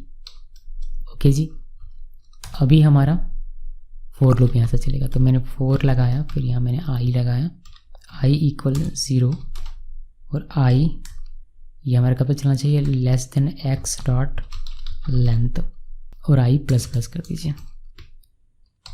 ओके, तो यहाँ पर आप कंसोल लॉग करके देख सकते हैं कि एक्स आई में आपको क्या मिल जाएगा, और आप ये भी कंसोल लॉग ऐसा पहले ये देख लीजिए ताकि आपको एक एक स्टेप बाय स्टेप पता चलता जाए कि हम लोग कर क्या रहे हैं। तो एक्स आई में आप देखेंगे आपको क्या मिलता है। मैंने इसको रिफ्रेश किया तो देखिए आपको एक एक ऑब्जेक्ट मिल जाएगा इसमें से। ये एक्स 0 में है, ये एक्स 1 में है, ये एक्स 2 में, ये एक्स 3 में, इसी तरीके से ये आगे बढ़ता है। तो ये हमने एक एक को गेट किया। जैसे मैंने आपको अभी कंसोल में दिखाया था 0 करके डेटा 0.id, तो वही हम लोग यहाँ पर कर रहे हैं। बस डेटा की जगह हमने एक्स लिखा हुआ है और आई की 0 की जगह मैंने आई डायनेमिक लिखा था कि हमारा जितना डेटा होगा उतना खुद लूप करके डेटा निकाल देगा। यानी कि अगर मैं करूँ इस तरीके से नेम और मैं इसको सेव करूँ और इसको रिफ्रेश करूँ तो जितना भी नाम होगा वह सारा मुझे मिल जाएगा। पहले एक मिल रहा था, हम लोग लिखते थे डेटा और इंडेक्स 0 डॉट नेम, तो हमें ये मिलता था। फिर डेटा इंडेक्स 1 डॉट नेम, तो राहुल मिलता था। तो एक एक करके करने की बजाय मैंने लूप लगाया और डेटा की जगह बस मैंने एक्स लिखा हुआ है क्योंकि मैं यहाँ पर लिख सकता हूँ, इसको मैंने इनिशियलाइज़ किया हुआ है यहाँ पर। बस वही हमने किया हुआ है, उसी का हमने यूज़ किया। बस उसी की तरह आप चाहें तो नेम की जगह आईडी, फिर आपको आईडी मिल जाएगा, फिर आप नेम की जगह ईमेल तो आपको ईमेल मिल जाएगा, पासवर्ड तो पासवर्ड मिल जाएगा। बस यही करना है, बट ये ऐसे नहीं करना, हमें HTML कोड के साथ करना है। तो आउटपुट प्लस इक्वल हम लोग इसमें लिखेंगे, क्योंकि हमें कहाँ करना है, हमें ये जो डेटा हमें इस टी बॉडी में डालना है। तो टी बॉडी में क्या होगा, TR होगा और TD होगा।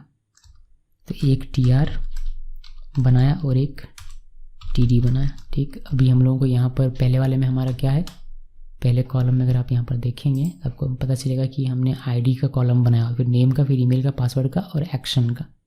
तो यहाँ पर मुझे लिखना है एक्स आई और यहाँ से आईडी, तो सभी का आईडी वाले कॉलम में चला आएगा। ओके, फिर कॉन्केट, और यहाँ पर कुछ लोग कर्ली देकर इसको लिखते हैं तो वह भी एक ऑप्शन है बजाय इस तरीके से लिखने के, बट मैं ऐसे लिख रहा हूँ, फिर कभी वह भी दिखा दूँगा, वो हमने जावास्क्रिप्ट में सीखा हुआ है।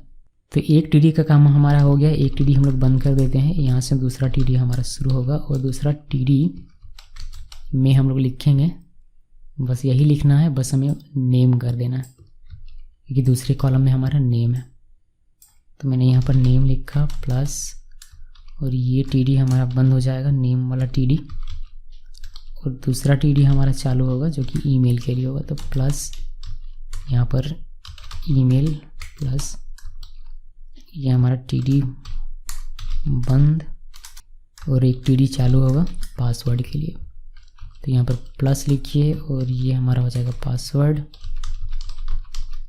और प्लस, और यहाँ पर हमारा ये पासवर्ड का TD क्लोज हो जाएगा। लेकिन हम लोग एक एक्शन हमने रखा हुआ यहाँ पर, अगर आप देखेंगे तो एक्शन वैसे तो हमारा पासवर्ड तक ही हमारा ख़त्म हो जाता है, बट मैं एक्शन में 2 बटन देना चाहता हूँ, एडिट और डिलीट का हमारा जो काम करेगा वह, तो मैं इसको भी साथ में दे ही देता हूँ। तो उसके लिए भी हम लोग TD बनाएंगे और यहाँ पर बस में बटन बनाना, तो इसको हम लोग इसके अंदर में ही लिख सकते हैं वैसे, तो मैं इसी के अंदर में ही लिख देता हूँ कि यहाँ पर हमारा हो जाएगा बटन, और इस बटन में कुछ क्लासेस दे देता हूँ मैं, क्लास इक्वल ये हमारा हो जाएगा BTN वार्निंग, और BTN SM स्मॉल कर देंगे बटन को, और इसका एक क्लास हम लोग देते हैं BTN एडिट, बिकॉज ये हमें आगे काम आएगा।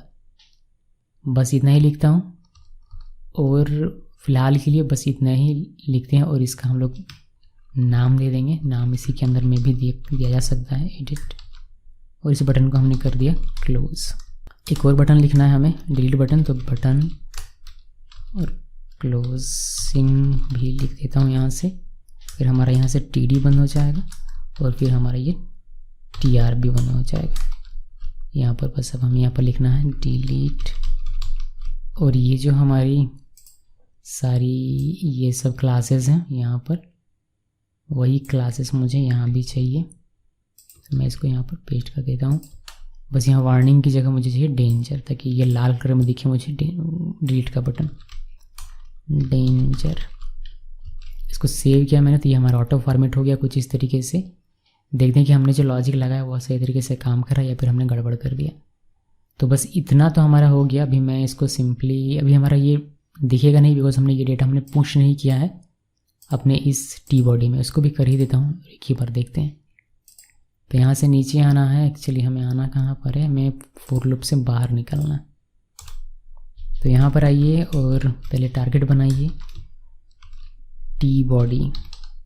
हमने आईडी का यूज़ किया। ये जो टी बॉडी हमने हैश के साथ लगाया हुआ, ये हमने यहाँ से लिखा हुआ है, ये टी बॉडी लिखा हुआ है, इसीलिए हमने टी बॉडी लिखा। डॉट HTML, और HTML हमारा क्या है, HTML हमारा इस आउटपुट के अंदर में, तो आउटपुट हमने लिख दिया और मैंने इसको कर दिया सेव। सेव करने के बाद बस गाइस हमें इतना ही करना है आई थिंक। मैं आपको रन करके दिखाता हूँ, देखते हैं कि कोई एरर वगैरह आता है क्या। मैं यहाँ कुछ दिखेगा नहीं तो मैंने इसको रिफ्रेश किया। ओके, भयंकर एरर ही एरर है हमारे पास से। आउटपुट इज़ नॉट डिफाइंड बता रहा है ये कि output is not defined, line number 16। देखते हैं कि हमने क्या यहाँ पर प्रॉब्लम क्रिएट किया है। लाइन नंबर 16 कह रहा आउटपुट इज़ नॉट डिफाइंड, तो हम लोग आउटपुट को इधर कहीं डिफाइन कर देते हैं अगर ऐसी बात है तो। ये आउटपुट इक्वल, इससे हमारा और भी बहुत सारा प्रॉब्लम सॉल्व हो जाएगा। हमने लिख दिया आउटपुट, और आउटपुट को हमने वैसे ही ब्लैंक दे दिया हुआ है, कुछ भी नहीं। अभी मैंने इसको रिफ्रेश किया और आप देख सकते हैं यहाँ पर हमारा डेटा हमें शो होकर दिखाई दे रहा है। सोनम का, राहुल का, राज का, सबका डेटा। कोई डेटा आप यहाँ पर इंसर्ट करते हैं, मान लीजिए मैंने डेटा एक डालता हूँ, डेटा हमारा हो गया रानी पहले से है क्या, रानी पहले से है। लिखते हैं रुचि, और यहाँ पर ruchi@gmail.com, रुचि 123 हमने लिखा और सेव में क्लिक करूँगा। बिना ये रिलोड हुए डेटा हमारा सेव होना चाहिए, तो सेव में क्लिक किया और स्टूडेंट सेव्ड सक्सेसफुली का मैसेज मिल रहा है। रुचि हमारा यहाँ पर हमें अपडेट होकर दिखाई नहीं दे रहा टेबल में, ये दिखना चाहिए। यहाँ पर हमारा डेटा तो सेव हो गया बट हमें यहाँ पर अपडेट होकर दिखाई नहीं देता। तो हम लोग क्या करेंगे, यहाँ पर सिंपली आएंगे, ये जो हमारा फंक्शन है, ये वाला फंक्शन, ये हमें सेव होने के बाद हमें एक बार कॉल कर देना है। यानी कि यहाँ पर आकर सिंपली इसको कॉल कर दीजिए ताकि हमारा ये फिर से पुल होकर डेटाबेस से सारा डेटा हमें दिखाई दे। तो अभी हम लोग देखते हैं, रिफ्रेश करते हैं इसको और एक नया इंसर्ट करते हैं। हम लोग अली लिखा मैंने, फिर ali@gmail.com और ali123 और सेव में क्लिक करूँगा। बिना रिलोड हुए हमारा यहाँ पर डेटा भी हमें दिखाई देना चाहिए और हमारा डेटाबेस में सेव भी होना चाहिए। सेव में क्लिक किया, डेटा हमारा, ये पेज हमारा रिलोड नहीं हुआ, डेटा हमारा सेव हो गया। और यहाँ पर आप देख सकते हैं 9 नंबर में हमारा अली भी हमें दिखाई दे रहा है। यहाँ अगर वेरीफाई करेंगे आपको अली यहाँ पर दिखाई देगा। तो बहुत ही बेहतरीन तरीके से हमारा ये काम हो रहा है, जिस पे हमने डेटा को इंसर्ट करना और रिट्रीव करना, ये 2 काम कर लिया। अभी हमारा 2 काम बाकी है, एडिट करना, अपडेट करना और एक डिलीट करना, 3 काम बाकी है। अब हम लोग डेटा को डिलीट करने का काम करते हैं। रिट्रीव करने का काम हो गया, इंसर्ट करने का काम हो गया, अभी हम लोग डेटा को डिलीट करेंगे। तो यहाँ पर डेटा डिलीट करने का मैं कोड लिखूँगा, तो यहाँ पे मैं कमेंट कर देता हूँ एजेक्स। हमारा डेटा जो है वो डिलीट होना चाहिए कब, जब इस डिलीट बटन पर कोई क्लिक करे तब।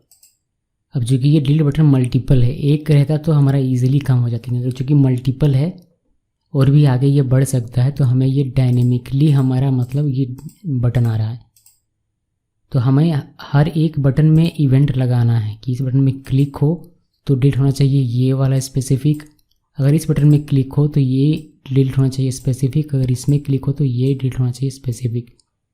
तो इसके लिए जब इस तरीके का केस होता है आपका, यानी कि आपका जो बटन है वो डायनेमिक है और आपको इस बटन के क्लिक होने पर इवेंट लगाना है, तो उसके लिए आपको लिखना पड़ेगा jQuery। यहाँ पर कुछ इस तरीके से इसको टारगेट करेंगे आप कि ये हमारा कहाँ पर है, ये हमारा टी बॉडी के अंदर में है। तो आप यहाँ पर टी बॉडी को लिखिए, टी बॉडी के अंदर में है, ये कॉर्ड्स के अंदर में हमारा ये जो है टी बॉडी के अंदर, ये जो हमारा इस टैग के अंदर में ही पुश हो रहा है।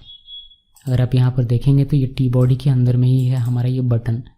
तो वही हमने यहाँ पर लिखा हुआ है कि टी बॉडी, ये रिट्रीव का मैं क्लोज कर देता हूँ, इंसर्ट का क्लोज कर देता हूँ और ये भी क्लोज कर देता हूँ। तो टी बॉडी वही मैंने लिखा, T body dot on click, और यहाँ पर क्लिक होने के बाद आपको dot btn del, dot btn del मैंने लिखा हुआ है या नहीं लिखा हुआ, एक बार जरा देख लेता हूँ मैं। यहाँ पर हमें जो एडिट लिखा हुआ है, एक्चुअली में ये एडिट ना करके हमें यहाँ पर btn del कर देना है, ये del का होगा।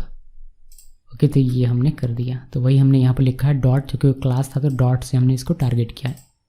तो इस बटन के क्लिक होने पर क्या होना चाहिए, ये फंक्शन चलना चाहिए। कौन सा फंक्शन, जो फंक्शन अभी हम लोग लिख रहे हैं, ये वाला फंक्शन। और अब इसके अंदर में आप डिलीट करने का कोड लिखेंगे। तो पहले देख लेते हैं कि हमारा इवेंट फायर हो रहा है या नहीं। उसके लिए कंसोल लॉग और यहाँ पर डिलीट बटन क्लिक्ड, ये कर लेते हैं, सेव करते हैं और देखते हैं कितना हमारा लॉजिक काम कर रहा है या नहीं। मैंने इसको रिफ्रेश किया और यहाँ पर देखिए डिलीट बटन में क्लिक किया तो डिलीट बटन क्लिक्ड हमें फायर होकर मिला। यहाँ पर क्लिक करेंगे तो 2 मिल रहा है। यहाँ पर क्लिक करेंगे कि सभी बटन में हमारा ये इवेंट फायर हो रहा है। लेकिन अभी सभी बटन में अलग अलग होना चाहिए। अलग अलग होना चाहिए मीन्स इसमें क्लिक करूँ तो इस आईडी का डेटा डिलीट होना चाहिए, इसमें क्लिक करूँ तो इस आईडी का डेटा, यानी कि इसको अगर आपको डिलीट करना है तो यूनिकली इसको आइडेंटिफाई करना पड़ेगा। और इसको यूनिकली आइडेंटिफाई करने के लिए हमारे पास एक ही तरीका है, ये वाला आईडी। इसी आईडी से हम लोग इस रॉ को यूनिकली आइडेंटिफाई कर सकते हैं। तो हमें इस आईडी की आवश्यकता पड़ेगी और यही आईडी हम लोग आगे भेजेंगे सर्वर के पास और सर्वर उसको डेटाबेस से भी डिलीट कर देगा। तो पहले ये आईडी भी अब हमें पकड़ने की आवश्यकता है। यहाँ पर कैसे पकड़ेंगे, वेरी सिंपल है। आपने यहाँ पर जहाँ पर ये लिखा हुआ है, यहाँ पर हम लोग इसको एक स्पेशल एट्रीब्यूट देंगे डिलीट वाले को, जिसको हम लोग कहते हैं डेटा। इसका सिंटेक्स है ये कि आपको डेटा लिखना है, फिर आप कोई भी यहाँ पर नाम लिख सकते हैं। मैंने लिख दिया SID। उसके बाद इसको मैं बंद कर देता हूँ यहाँ से, बिकॉज मुझे ये डायनेमिक अभी लिखना पड़ेगा प्लस, और मुझे आईडी चाहिए। तो मैंने ये देखिए, इसमें होता क्या है, इसमें हम लोग कुछ इस तरीके से लिखते हैं। अगर मैं आपको पहले प्रॉपर दिखा देता हूँ सिंटेक्स इसका, ठीक है। तो ये कुछ इस तरीके से लिखा जाता है कि डेटा डैश SID आपने लिखा, फिर इक्वल, और यहाँ पर आप कोई वैल्यू लिख दें, जैसे कि आपने लिख दिया 1 या 2, या फिर आप डायनेमिक डेटा लिखते हैं तो ये जो आईडी में आपका है वह, जो भी आईडी में आएगा वह, तो बस वही करना है। बट हमें ये वाला चाहिए। ये जो होगा ये हर एक रॉ का है। पहली बार लूप चलता है तो 1, दूसरी बार लूप चलता है तो 2, फिर तीसरी बार तो 3। तो वही डेटा हमें इसके वैल्यू के तौर पर चाहिए, इक्वल के तौर पर चाहिए। तो बस वही हम लोग यहाँ पर करने की कोशिश कर रहे हैं, जिसके लिए हमें यहाँ पर लिखना पड़ेगा कॉट से इसको बंद करना है, फिर इसको कॉन्केट करना है और हमें लिखना है XI, और ये हो जाएगा डॉट ID और यहाँ पर प्लस, और इसमें ये हमारा इस तरीके से। होपफुली सब कुछ ठीक हो। एक बार देखते हैं, सेव किया मैंने। सेव करने के बाद अब इस एट्रीब्यूट में हमें आईडी मिल जाएगा। पहली बार रन करेगा तो 1 इसमें रहेगा, दूसरी बार तो 2, यानी कि जिसमें भी आप अब क्लिक करेंगे डिलीट वाले में, उसका आईडी आपको मिल जाएगा उस एट्रीब्यूट से। तो उसको पहले हमें गेट करना पड़ेगा। तो गेट करके दिखाता हूँ मैं। तो लेट आईडी, कभी लेट लिखता हूँ कभी नहीं लिखता हूँ, तो कंफ्यूज नहीं होना है क्योंकि जावास्क्रिप्ट में ये सब पढ़ाया गया है, होपफुली आपको पता होगा। तो क्या करना है, जिस पर क्लिक हो, यानी कि जिस पर भी क्लिक होगा उसका आपको ATTR से निकालना है डेटा डैश SID में जो भी होगा वो। फिर आप इसको कंसोल कर लीजिए, कंसोल डॉट लॉग की आईडी में क्या हमारा आ रहा है। मैंने इसको सेव किया। सेव करने के बाद देखते हैं कि हमारा जो लॉजिक है वो सही तरीके से काम कर रही है। मैं इसको रिफ्रेश किया, इसको थोड़ा सा और बड़ा कर देते हैं, इतना बड़ा नहीं। देखिए 1 नंबर वाले में क्लिक किया तो डिलीट बटन क्लिक्ड और आईडी में हमें 1 मिल रहा है। 2 वाले में क्लिक करेंगे तो डिलीट बटन क्लिक्ड और आईडी 2 मिल जा रहा है। उस तरीके से 6 वाले में क्लिक करेंगे तो डिलीट बटन क्लिक्ड और 6 आईडी मिल जा रहा है। अभी हमें हमारा जो यूनिकली आइडेंटिफाई करेगा हर एक रॉ को, वह हमें कैप्चर होकर मिल गया, जो कि है आईडी में। अभी ये आईडी हमें बस सर्वर को भेजना है, फिर सर्वर इसी आईडी के बेस पर डेटाबेस से डेटा डिलीट कर देगा। तो दिखाता हूँ कि कैसे।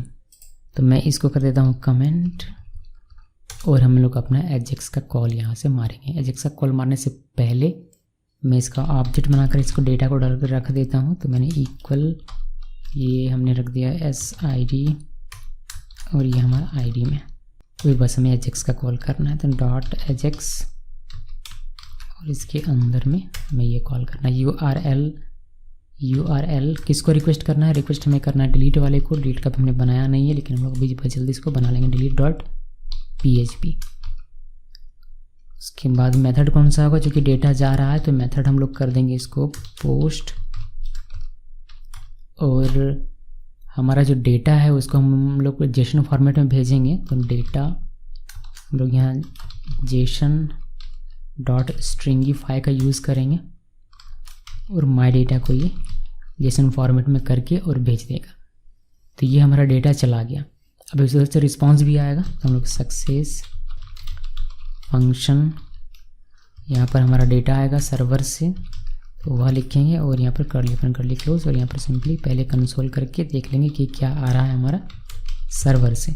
सर्वर से क्या आएगा उससे में हालांकि फ़र्क नहीं है, हमारा बस ये डेटा जाना चाहिए और डेटाबेस से डेटा हमारा डिलीट होना चाहिए। तो चलिए अब हम लोग काम करते हैं डिलीट वाले पेज में। तो delete.php और यहाँ पर बस अपना डिलीट का कोड लेना। मैं क्विकली इसको लिखता हूँ फिर आता हूँ आपके पास वापस, क्योंकि ये PHP का कोड है तो मैं ज़्यादा इसमें समय देना नहीं चाहता। मुझे उम्मीद है आपको PHP अच्छे तरीके से आता होगा। तो पहले हमने कनेक्शन बना लिया, कनेक्शन क्रिएट किया, फिर हमने जैसे हमने डेटा निकाला था वैसे हमने इसमें भी निकाल दिया हुआ है। डेटा में आ गया, फिर हमने इसको एसोसिएटिव एरे में निकाला, फिर एसोसिएटिव एरे से हमने आईडी में डाला, फिर हमने चेक किया कि आईडी कहीं एम्प्टी तो नहीं है, यानी कि जिस बटन में क्लिक करें इसका आईडी आ रहा है या नहीं आ रहा है, उसको हमने पहले चेक किया। अगर ये सही होता है तो हमारा ये चलेगा, जिसमें हम लोग लिख रहे हैं delete from student where ID इन कॉलम का नाम और जो आईडी हमारा आ रहा है, यानी कि इसमें जो वैल्यू होगा वह दोनों अगर मैच करता है तो हमें स्टूडेंट में से उसको डिलीट कर देना है। क्वेरी हमारा एग्जीक्यूट होगा, अगर सक्सेसफुल होता है स्टूडेंट डिलीट सक्सेसफुली, ये हमें रिस्पांस के तौर पर डेटा में मिलेगा, जो कि आप कंसोल लॉग में अभी देख पाएंगे। अगर नहीं होता है, किसी का केस में फेल हो गया तो एल्स पार्ट में चलाएगा और अनेबल टू डिलीट स्टूडेंट का डेटा में आएगा और आपको ये देखने को मिलेगा। सिंपल सा तरीका, बस इतना ही करना है। सेव कीजिए, सेव करने के बाद इसको चेक करना है। तो हमने किया रिफ्रेश और हम लोग डिलीट करते हैं रोहित को, यानी कि लाइन नंबर 7। यहाँ हमारा डेटाबेस भी एक बार देख लीजिए आप, लाइन नंबर 7 में रोहित है। अभी हम लोग इसको करेंगे डिलीट। तो लाइन नंबर 7 में डिलीट में क्लिक किया, देखिए हमें delete button click student deleted successfully का मैसेज मिल जाए और लाइन नंबर हमारा 7 यहाँ से अपडेट नहीं हुआ है, लेकिन डेटाबेस से हमारा ये डेटा डिलीट हो जाना चाहिए। देखिए 7 नंबर हमारा डिलीट हो गया। अभी हमारा काम ये है कि इसको हमें अपडेट भी करवा देना है साथ में ही। जैसे हमने डिलीट में क्लिक किया और ये हमारा डिलीट हुआ डेटाबेस से, वैसे ये टेबल भी हमारा अपडेट हो जाना चाहिए। और साथ में ये जो हमारा मैसेज आ रहा है इसको हमें यहाँ दिखाने के बजाय यहाँ पर दिखाना है। सेव बटन के नीचे हमने जैसे हमने इंसर्ट होने पर किया था बिल्कुल वैसे ही। तो ये 2 काम करना है। पहला काम इस मैसेज को हमें यहाँ दिखाना है, दूसरा काम हमें इस टेबल को डिलीट होने पर अपडेट करवा देना है। तो ऊपर जो इंसर्ट में हमने मैसेज लिखा हुआ था, ये इंसर्ट वाला है ना, इंसर्ट वाला ये जो मैसेज का हमने लिखा हुआ था बस इसको कॉपी मारिए यहाँ से यहाँ तक का, ठीक। और हमने इसको से कॉपी किया, कॉपी करने के बाद बस हमें यहाँ पर पेस्ट कर देना है। ये जो कंसोल में इसको कमेंट कर देता हूँ, एक्चुअली मैं कमेंट कर दिया, ये हमारा सेव हो जाएगा मैसेज, जो भी डेटा हमें आएगा। वाह, एक हमने मैसेज का काम तो तमाम कर दिया, दूसरा हमारा था कि हमें टेबल को रिफ्रेश करवा देना। तो उसके लिए आप शो डेटा को कॉल कर सकते हैं। शो डेटा को यहाँ एक बार हमने इसके नीचे हमने कॉल कर दिया। अभी हमने सेव किया, इसको सेव करने के बाद इसको हमने कर दिया रिफ्रेश। अभी देखिए मैं डिलीट करता हूँ सुमित को डिलीट किया। देखिए सुमित हमारे यहाँ से गायब हो गया, टेबल हमारा अपडेट हो गया, यहाँ हमें मैसेज भी मिल जा रहा है और यहाँ से सुमित भी यहाँ से गायब हो गया। ये एक सिंपल सा अप्रोच है जिसका आप यूज़ कर सकते हैं, बट इससे क्या होता है, एक परफॉर्मेंस इशू होता है हमारा कि इसमें क्या होता है, जब आप इसको कॉल करते हैं तो ये वाला मेथड आपका पूरा एग्जीक्यूट होता है यहाँ से यहाँ तक। तो इसमें ये पूरा आपका एग्जीक्यूट फिर से डेटाबेस से डेटा मांग कर ला रहा है, फिर आपका ये पुश करके दिखा रहा है। तो हर बार होने से शायद आपको प्रॉब्लम हो सकती है। तो आप इस तरीके से ये अप्रोच ना करके आप चाहें तो एक दूसरा अप्रोच भी है जिसका आप यूज़ कर सकते हैं। उसके लिए आपको क्या करना पड़ेगा, उसके लिए आप सिंपली यहाँ पर कहाँ का डिलीट वाला यहाँ पर हमारा है कि आप यहाँ पर क्या करें, इसको मैं कमेंट कर देता हूँ। ये तो है ही एक आपका आसान सा तरीका जिसमें आप पूरा टेबल को रिफ्रेश कर लीजिए फिर से कॉल करके, लेकिन उसके वजह जो अभी सिर्फ आपका डिलीट हुआ है सिर्फ उस चीज़ को आप, उस रॉ को आप हाइड कर दीजिए, उस रॉ को आप हटा दीजिए, वह काम भी आप कर सकते हैं। उसके लिए आपको क्या करना है, $सिंबल jQuery में ये इजी है, प्लेन जावास्क्रिप्ट में थोड़ा सा डिफ़िकल्ट है। यहाँ पर आपको दिस लिखना है और यहाँ पर आपको यूज़ करना है क्लोजेस्ट tr जो भी होगा उसको आपको फेड आउट कर देना है। फेड आउट या फिर हाइड भी आप कर सकते हैं, बट फेड आउट से आपको दिखेगा एनिमेटेड किया हुआ। मैंने इसको सेव किया, होपफुली इसमें हमें दिस ये काम करे, नहीं काम करेगा तो फिर हमें वो उसका दूसरा उपाय लगाना पड़ेगा। ये दिस हमने इसको सेव किया, सेव करने के बाद इसको रिफ्रेश करते हैं और हम लोग रुचि को डिलीट कर रहे हैं। रुचि को मैंने डिलीट बटन में क्लिक किया, स्टूडेंट डिलीट सक्सेसफुली। ये रुचि हमारी यहाँ पर अपडेट नहीं हुआ, लेकिन यहाँ से हमारा डेटाबेस से रुचि गायब हो गया, तो ये हमारा यहाँ पर काम नहीं किया, यानी कि दिस हमारा सही तरीके से काम नहीं कर रहा। हम लोग क्या करते हैं, चूँकि एजेक्स के अंदर में इसी वजह से हमारा ये दिस काम नहीं कर रहा, तो हम लोग क्या करते हैं यहाँ पर एजेक्स के बाहर ये हमारा सही तरीके से काम करेगा। तो मैंने माय दिस किया और इसमें हम लोग दिस को असाइन कर देंगे, ठीक। और हम लोग यहाँ पर दिस यूज करने के बजाय माय दिस यूज करेंगे। अभी ये हमारा सही तरीके से काम करना चाहिए। मैंने इसको रिफ्रेश किया। अभी हम लोग अली को डिलीट करते हैं। अली को मैंने डिलीट बटन में क्लिक किया, देखिए ये हमारे यहाँ से गायब और हमारा स्टूडेंट डिलीट, और यहाँ पर से भी हमारा ये डिलीट हो गया। तो और इससे हमारा पूरा टेबल फिर से कॉल होने के बजाय, ये पूरा कॉल होने के बजाय सिर्फ एक रॉ हमारा फेड आउट हो गया। तो ये हमारे परफॉर्मेंस को बेहतर बनाएगा। अगर अनेबल टू डिलीट होता है तो क्या होता है वह देखिए। तो उसके लिए हम लोग क्या करेंगे कि यहाँ पर अगर मैं इसको चेंज कर दूँ, मैं इसको ऐसे गलत लिख देता हूँ, देखते हैं कि इससे हमारा काम हो जाए तो अच्छी बात है। सेव किया मैंने, सेव करने के बाद इसको करते हैं रिफ्रेश और मैंने रानी में क्लिक किया डिलीट में। तो देखिए अनेबल टू डिलीट स्टूडेंट दिखाई दे रहा है, बट यहाँ से हमारा डेटा जो है गायब हो जा रहा है, बट ये परमानेंटली नहीं है। मैं इसको अगर यहाँ पर देखूँ रानी, तो रानी अभी भी यहाँ मौजूद है, यानी कि जब हम लोग इसको रीलोड करेंगे तो रानी वापस से चली आएगी। तो इसका मतलब क्या हुआ कि ये हमारा फॉल्स हो जा रहा है, यानी कि ये एक्सपेरिमेंट हमारा काम नहीं आ रहा। ये जो हमने लिखा हुआ है ये कोड हमारा यहाँ पर फेल हो जा रहा है। अब बोल रहा है कि नहीं ये काम नहीं, फिर हमारा यही काम आएगा। लेकिन इसको हम लोग और बेहतर बना सकते हैं। बेहतर बनाएंगे, यहाँ पर हमें थोड़ा सा कोड एडिट करना पड़ेगा, उसके बाद हमारा ये बेहतर बन जाएगा। यहाँ पर हम लोग इस तरीके से टेक्स्ट पास करने के बजाय इसको एको करवाते हैं 1 और 2 से, और कंडीशन वाइज इसको चेक करवा लेंगे। तो यहाँ 1, या फिर मैं इसको ऐसे रहने दूँ, आप लोगों के लिए ऐसे रहने देता हूँ। यहाँ पर इस कोड को मैं कमेंट कर देता हूँ, ठीक है। आप एक ये भी है हमारा तरीका, लेकिन इससे में प्रॉब्लम हो रही है, नहीं इसको हटा देते हैं यार।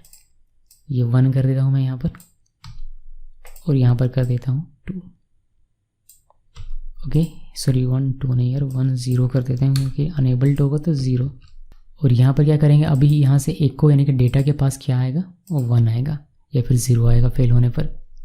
तो मैसेज में आपको क्या मिलेगा, 1 या फिर 0। तो ऐसे तो हमें करना है नहीं, तो हमें क्या करना है, इसको पूरे को नीचे कीजिए और यहाँ पर देखिए सिर्फ एक इफ़ लगाएंगे और चेक करेंगे कि डेटा में क्या है। डेटा में अगर इक्वल 1 है तो उस केस में आप क्या करो, ये जो आपका था ये आप ऊपर ले जाओ, ये पूरा नहीं, सिर्फ ये मैसेज आप इसके अंदर में ले जाओ, और आप ये क्लोजेस्ट वाला भी ऊपर ले जाओ। अगर डिलीट होता है तो हम लोग इसको फेड आउट कर देंगे। डिलीट होगा कब, जब हमारा ये 1 रिटर्न करेगा, यानी कि क्वेरी हमारा सक्सेसफुली एग्जीक्यूट हो गया, कोई इशू नहीं है, तो एक को कर दो 1, तो 1 आएगा यहाँ पर। फिर जब 1 आएगा तो हम लोग इसको चेक कर लेंगे, डेटा अगर 1 है तो ये मैसेज मिल जाएगा। मैसेज क्या, मैसेज अब हमारा इस तरीके से मैसेज देने से काम नहीं चलेगा, बल्कि हमें यहाँ पर प्रॉपर मैसेज देना पड़ेगा कुछ इस तरीके से कि स्टूडेंट डिलीटेड सक्सेसफुली, इस तरीके से हमें मैसेज देना पड़ेगा, ठीक है। तो हमने ऐसे मैसेज दे दिया और हमारा ये फेड आउट हो जाएगा, सिंपल। और अगर एल्स इफ, अगर हमारा डेटा इक्वल 0 होता है, यानी कि जब 0 कब होगा, 0 तब होगा जब हमारा क्वेरी सही से एग्जीक्यूट नहीं करेगा, तो हमारा एको कर देगा 0, यानी कि एल्स व्हाट में अगर 0, तो ये हमारा 0 हो जाएगा। इस केस में आपको क्या करना है, इस केस में आपको सिंपली ये मैसेज जो है हमारा यहाँ पर यह आएगा, और यहाँ पर आपको सिंपली मैसेज दे देना कि अनएबल टू डिलीट स्टूडेंट, ठीक है, ये कर देना है। और ये हमारा बाकी नीचे ये ऐसे ही रहेगा।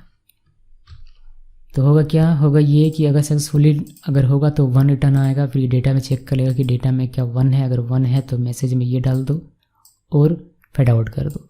अगर सक्सेसफुल नहीं होता है, अगर हमारा डेटा डिलीट नहीं होता है, तो ये 0 1 को करेगा, यानी कि डेटा में 0 आएगा। ये चेक होकर ये ट्रू होगा, बजाय ये ट्रू नहीं होगा, ये ट्रू होगा। और मैसेज में चला आएगा अनेबल टू डिलीट, और आपको ये सिंपली दिखाई देगा। अब हमारा ये इसमें फेड आउट नहीं होगा, तो हमारा टेबल ज्यों का त्यों बना हुआ रहेगा। तो जो प्रॉब्लम हो रही थी उसको मैंने इस तरीके से हटा दिया। अभी देखते हैं एक्सपेरिमेंट करके कि वाकई में हटा या नहीं। रिफ्रेश किया, अभी हमारा ये अनेबल टू में मैसेज दिखाएगा, बिकॉज हमने यहाँ पर गलत करके रखा हुआ है।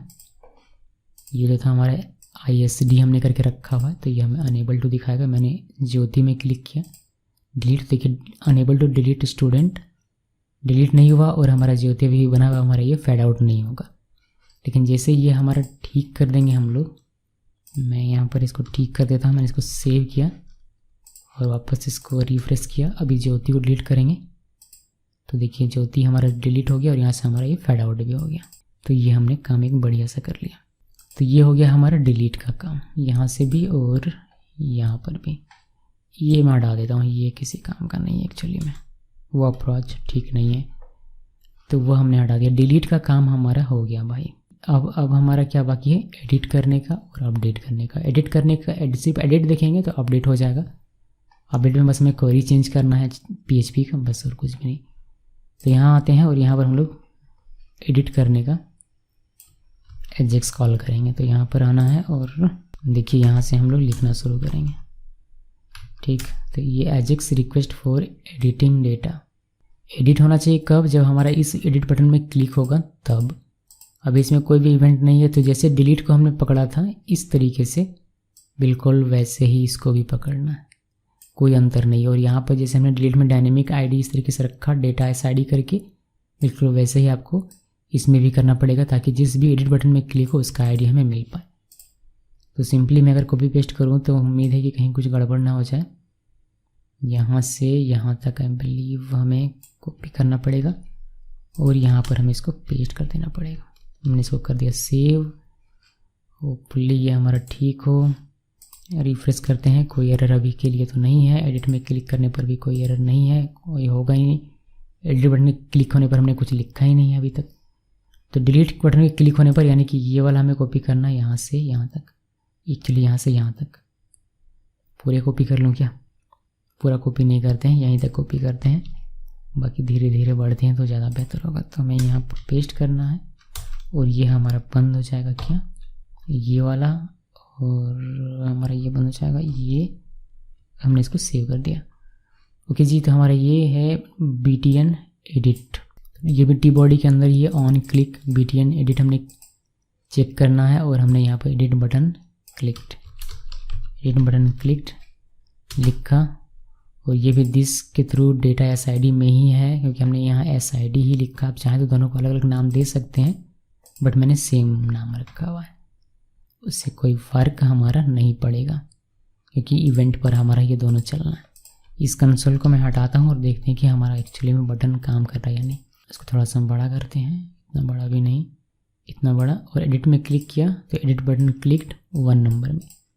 अगर 3 नंबर में क्लिक करें तो एडिट बटन क्लिक्ड 3 नंबर, मतलब 3 ID। फिर इसमें क्लिक करेंगे तो 4 ID, यानी कि हमारा ये सही तरीके से काम कर रहा है। बस अब हमें ये ID भेजना है सर्वर के पास, फिर सर्वर हमें उस ID से रिलेटेड जो भी डेटा होगा उसको हमें वापस करेगा, और वो डेटा हम लोग इस फॉर्म में पॉपुलेट करके दिखा देंगे। फिर इसमें जो एडिट करना है करेगा, और सेव में क्लिक करके इसको अपडेट कर देगा। बस यही हमारा लॉजिक है। तो कैसे करेंगे, वही तो बात है इसमें कि करेंगे कैसे। तो पहले हमें डेटा भेजना है ID, ताकि सर्वर को मिले ID, तो उसको पता चले कि इसको कौन सा यूनिकली किस रॉ को मुझे एडिट करना है, किस रॉ का डेटा मुझे चाहिए। तो पहले हम लोग उस ID को तैयार करते हैं। तो माई डेटा इक्वल, और हमारा ये हो जाएगा SID और ID। बस इसके बाद एजेक्स कॉल कीजिए। ये एजेक्स कॉल, अच्छा कॉपी पेस्ट नहीं करते हैं, कॉपी पेस्ट कर लें क्या, छोड़िए कॉपी पेस्ट नहीं करते हैं। एजेक्स बस लिखना पड़ जाएगा, और क्या URL और ये हमारा edit.php में जाएगा, edit.php। देन हमारा ये मेथड जो कि डेटा जा रहा है तो हम लोग इसको कर देंगे पोस्ट मेथड। उसके बाद जो कि डेटा हमारा आएगा, अभी तक हमारा डेटा किस में आएगा, जेसन स्ट्रिंग में आएगा। तो जेसन स्ट्रिंग को हमें यहाँ चाहिए नहीं, हमें यहाँ चाहिए क्या, जावास्क्रिप्ट ऑब्जेक्ट। तो उसके लिए हम डेटा टाइप लिख देते हैं, डेटा टाइप पहले ही लिख देते हैं हम लोग। डेटा टाइप क्या लिखेंगे, जेसन। ये क्या करेगा, ये हमें जेसन स्ट्रिंग को जावास्क्रिप्ट ऑब्जेक्ट में बदल कर हमें देगा।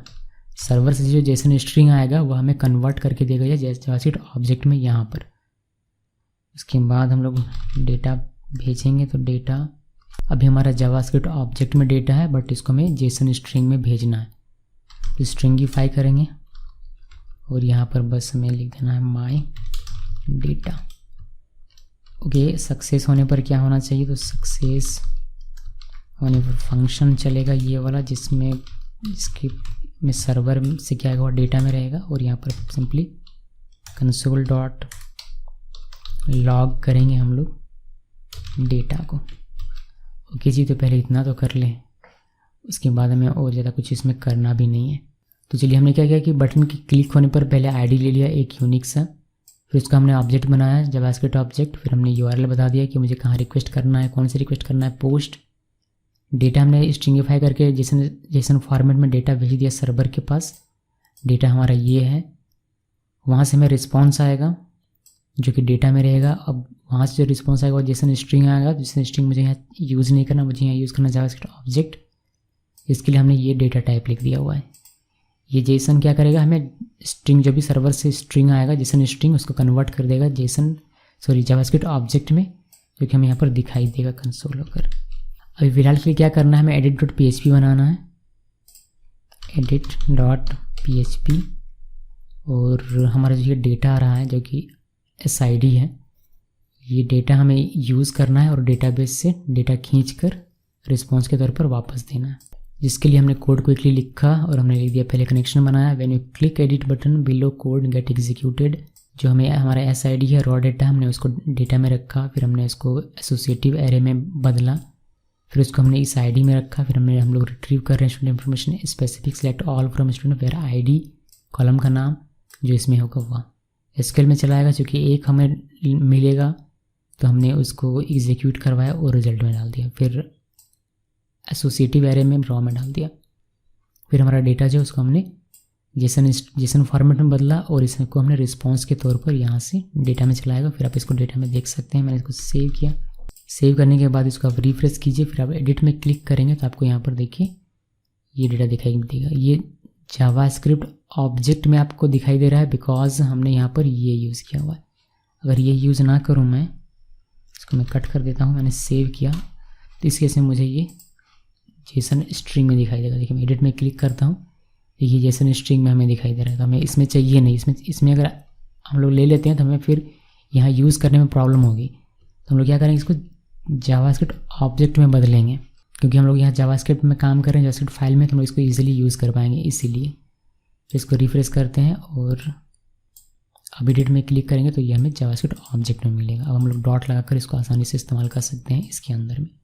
हमें क्या करवाना है, हमें जो भी डेटा मिला है वह बस हमें यहाँ पर इस फॉर्म में वैल्यू के तौर पर दिखा देना है, बस इतना ही काम करना है।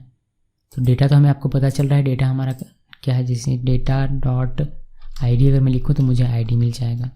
मैंने इसको सेव किया, सेव करके मैं इसको रिफ्रेश करूँ, देखिए मुझे एडिट में क्लिक करने पर 1 मिल जाता है। ऐसे मैं अगर नेम लिख दूँ यहाँ पर, नेम सेव किया मैंने और मैं इसको रिफ्रेश करके एडिट में क्लिक करूँ तो मुझे सोनम मिल जाएगी। अगर मैं इस चौथे वाले में क्लिक करूँ तो रानी मिल जाएगी, ऐसे करके। ठीक है, तो हमें बस ये वाला जो हमें अपने वैल्यू में डाल देना, फॉर्म के इनपुट फील्ड के वैल्यू में को मैं डेटा रहने देता हूँ और इसको कमेंट कर देता हूँ। और हम लोग क्या करेंगे, बस फॉर्म फील्ड को टारगेट करना है और इसमें वैल्यू डाल देना है। कैसे करेंगे, देखिए हमारा जो फॉर्म फील्ड है यहाँ पर उसका हमने एक ID रखा हुआ है, नेम ID, ईमेल ID और आपका पासवर्ड ID। बस इसी ID को टारगेट बनाइए और काम करते जाइए। तो ये हमारा हो जाएगा नेम ID और इसमें वेल लगाएंगे और वेल में हम लोग डाल देंगे डेटा डॉट नेम। ओके जी, फिर इसी तरीके से ईमेल के लिए और पासवर्ड के लिए, तो यहाँ पर हो जाएगा हमारा ये ईमेल और इसके नीचे हो जाएगा ये पासवर्ड, और यहाँ भी ये हमारा पासवर्ड आईडी, और यहाँ पर ये हो जाएगा हमारा ईमेल आईडी। बस इसको सेव कीजिए और देखिए कि हमारा लॉजिक सही काम कर रहा है। यानी मैंने इसको रिफ्रेश किया और एडिट में क्लिक करेंगे तो हमारा ये डेटा यहाँ पर पॉपुलेट होना चाहिए था, जो कि हो नहीं रहा है। ये बटन पे क्लिक तो हो रहा है लेकिन ये हमारा काम नहीं कर रहा। देखते हैं क्या इशू है इसमें। हमने हैश ऐसा नहीं लगाया, ठीक से टारगेट नहीं किया, इसी वजह से काम नहीं कर रहा। तो हैश ऐसा लगा है, मैंने इसको सेव किया। सेव करने के बाद अब इसको रिफ्रेश करते हैं। वापस से एडिट में क्लिक किया, देखिए सोनम में क्लिक किया तो सोनम का डेटा, अगर मैं राज में क्लिक करूँ तो राज का डेटा मुझे यहाँ पर देखने को मिलता है। तो एडिट बटन तो हमारा काम करने लगा। अब काम करना ये है मुझे कि यहाँ पर अगर कोई डेटा चेंज करना चाहता है, राज से अगर कुछ और नाम लिखा और सेव में क्लिक किया तो वह हमें अपडेट होकर दिखना चाहिए। ये काम अब हमें करने का है। तो ये हम लोग करेंगे कैसे पता है, इसी फॉर्म के इसी बटन के क्लिक होने पर ये ऐड भी होना चाहिए और अपडेट भी होना चाहिए। तो हमारे पास एक एसक्यूएल क्वेरी है जो कि इंसर्ट और अपडेट दोनों का काम करता है, तो हमें वह चेंज करना पड़ेगा। तो ये हमारा काम हो चुका है। यहाँ पर अब हमें कुछ भी करने की आवश्यकता नहीं है। कुछ चीज़ें अगर करनी पड़ेगी तो वापस से आएंगे। यहाँ पर हमें क्या करना है, एक्चुअली हमें इंसर्ट वाले में जाना है, बिकॉज अब यहीं से हमारा जो भी होगा यहीं से होगा। अगर सिर्फ इंसर्ट करना हो तो आप ये वाला यूज़ कीजिएगा, यहाँ से यहाँ तक का कोड सिर्फ इंसर्ट करना हो तो मैं लिख देता हूँ इंसर्ट डेटा। लेकिन इंसर्ट और अपडेट दोनों करना है तो उसके लिए हम लोग अलग क्वेरी लिखेंगे। मैं इसको कॉपी पेस्ट करता हूँ एक बार। ये मैंने कॉपी पेस्ट किया और यहाँ पर इसको कमेंट कर दीजिए। अभी हमें इसकी आवश्यकता नहीं है, बिकॉज हमें इंसर्ट और अपडेट दोनों ही काम इसी से करवाने हैं, इंसर्ट और अपडेट डेटा। तो पहले ये चेक कर लेगा कि कहीं खाली तो नहीं है। अगर खाली है तो फिर हमें फिल ऑल फील्ड्स मिल जाएगा। ये एज इट इज़ वैसे जैसे का वैसे ही रहेगा। एसक्यूएल क्वेरी हमारा चेंज होगा कि इंसर्ट इनटू स्टूडेंट। अब यहाँ पर हमें आईडी मेंशन करना है, ID name email password values, और हमें अब यहाँ पर आईडी भी देना पड़ेगा वैल्यूज़ में। तो यहाँ पर आप कॉट्स कॉमा और यहाँ पर हमारा आईडी, और ये आईडी हमें ऊपर भी यहाँ पर गेट करना पड़ेगा बिकॉज हमने यहाँ पर कहीं किया नहीं। तो उस पर आएंगे थोड़ी देर में। अभी पहले इस क्वेरी को मैं क्लियर कर लेता हूँ। यहाँ पर आने के बाद यहाँ आपको इस क्वेरी को और बढ़ाना है। इसमें लिखना है कि ऑन डुप्लीकेट की अपडेट, ऑन डुप्लीकेट की अपडेट नेम इक्वल, क्या करो डॉलर सिंबल नेम में जो भी होगा वह, और email equal dollar symbol email में जो भी होगा वह। आपको समझ में आ जाएगा अभी कुछ देर में, मुझे बस लिखने दीजिए। पासवर्ड इक्वल पासवर्ड में जो भी होगा वह, और मैंने इसको सेव कर दिया। बस इतना ही करना है इस क्वेरी में चेंजेस, बाकी ये जैसे था वैसे ही रहेगा, ये सारी चीज़ें सेम रहेगी। तो हमने बस इसमें ये चेंज किया हुआ है। उसमें भी इंसर्ट इनटू आईडी हमने लगा दिया यहाँ पर, यानी कि अब हम आईडी के भरोसे पे नहीं है। जब अपडेट होगा तब के लिए मैं बात कर रहा हूँ। वैल्यू सेम था। अभी ऑन डुप्लीकेट की अपडेट, अगर डुप्लीकेट की है हमारा, यानी कि आईडी अगर पहले से मौजूद है तो आपको अपडेट करना है। इसमें कहा यह जा रहा है कि अगर आईडी पहले से नहीं है तो उसको नया रिकॉर्ड माना जाएगा और उसको इंसर्ट कर दिया जाएगा। अगर आईडी का वैल्यू पहले से है तो उस केस में आप उसको डुप्लीकेट की बोलिए और उसको अपडेट कीजिए। और अपडेट क्या करेंगे, नेम को अपडेट करना है, ईमेल को और पासवर्ड को, जो भी नया वैल्यू आएगा उसके साथ। हमें आईडी चाहिए यहाँ पर, तो यहाँ पर हमें चाहिए क्या, आईडी। तो आईडी इक्वल यहाँ पर माई डेटा, और यहाँ पर हमें आईडी लिखना है, ठीक है। लेकिन ये आईडी हमारे पास यहाँ आया हुआ नहीं है। अगर हम लोग इसके इंसर्ट में जाएंगे यहाँ पर, देखिए हमने यहाँ से नेम भेजा हुआ है, ईमेल भेजा हुआ है और पासवर्ड भेजा हुआ है, बट आईडी हमने अभी तक भेजा ही नहीं है। तो हमें अब आईडी भी भेजना पड़ेगा। तो ये एक हमें चेंज करना पड़ेगा अपने इंसर्ट वाले में। तो आईडी भेजेंगे कैसे भाई, आईडी के लिए देखिए, जब आप आईडी कब आपको भेजना है, जब आपका एडिट बटन में क्लिक हो तब यहाँ पर आपका आईडी आना चाहिए। तब आपका आईडी सर्वर के पास जाएगा और उसको डुप्लीकेट मिलेगा कि ये आईडी पहले से मौजूद है, इसको अपडेट करने का है। जब आप नया डेटा लिखते हैं तब आपको आईडी की आवश्यकता नहीं है, तब आईडी आपका ऑटो इंक्रीमेंट होगा ऑटोमेटिकली। आईडी की आवश्यकता आपको तब है जब आपका एडिट बटन में क्लिक हो और यहाँ पर पहले से मौजूद आईडी आपको यहाँ पर आना चाहिए, फिर सेव में क्लिक करेंगे तब आपका आईडी जाना चाहिए। तो मुझे एक यहाँ हिडन फील्ड चाहिए जिसमें मेरा आईडी रहेगा, अगर आता है तो उसका वैल्यू, तो उस केस में उसके लिए क्या करना पड़ेगा आपको, index.html में जाइए और यहाँ पर फॉर्म के अंदर में ही, यानी कि इस के अंदर में यहाँ पर एक, या इसी डिव के अंदर में एक डिव बनाने से अच्छा है कि इसी डिव के अंदर में यहाँ पर हमें लिखना है एक नया इनपुट और इसका टाइप हम लोग दे देंगे टेक्स्ट और इसका नेम होगा, नेम देने की आवश्यकता नहीं है, सिर्फ आईडी दे देते हैं। टाइप इसका टेक्स्ट ही रहेगा, आईडी इसका हमें दे देना है STUID और इसमें कुछ क्लासेस हम लोग दे देंगे बूटस्ट्रैप की, हालांकि वो देने की आवश्यकता नहीं है, मगर फिर भी दे देता हूँ मैं। ये जो था हमारा यहाँ पर, ये बस मैंने दे दिया, ठीक है। और ये हमें दिखने लगेगा चूँकि टेक्स्ट है, तो अगर अभी आप देखेंगे, इसको रिफ्रेश करें आप, तो देखिए हमें यहाँ एक फील्ड दिखाई दे, बट मैं ये फील्ड यहाँ चाहिए नहीं, तो मैं क्या करता हूँ कि इसमें CSS लिखता हूँ और इसको हाइड कर देता हूँ। तो स्टाइल इनलाइन CSS लिख रहा हूँ मैं, डिस्प्ले नन, और मैंने इसको सेव किया। ये क्या हो गया भाई, डिस्प्ले नन किया। अभी हम लोग इसको करेंगे रिफ्रेश, तो हमारा ये गायब हो गया, ये यहाँ मौजूद है बट वो डिस्प्ले नहीं है, दिख नहीं रहा। अब जब भी आप एडिट में क्लिक करेंगे तो नाम और ईमेल ये सब तो आएगा ही, साथ में आपका आईडी भी चला आएगा। उसके लिए आपको क्या करना है, देखिए पहले ये काम कर लेते हैं। यहाँ से यहाँ हमारा ये चला है, इसको टारगेट करना हो तो आपके पास STUID है।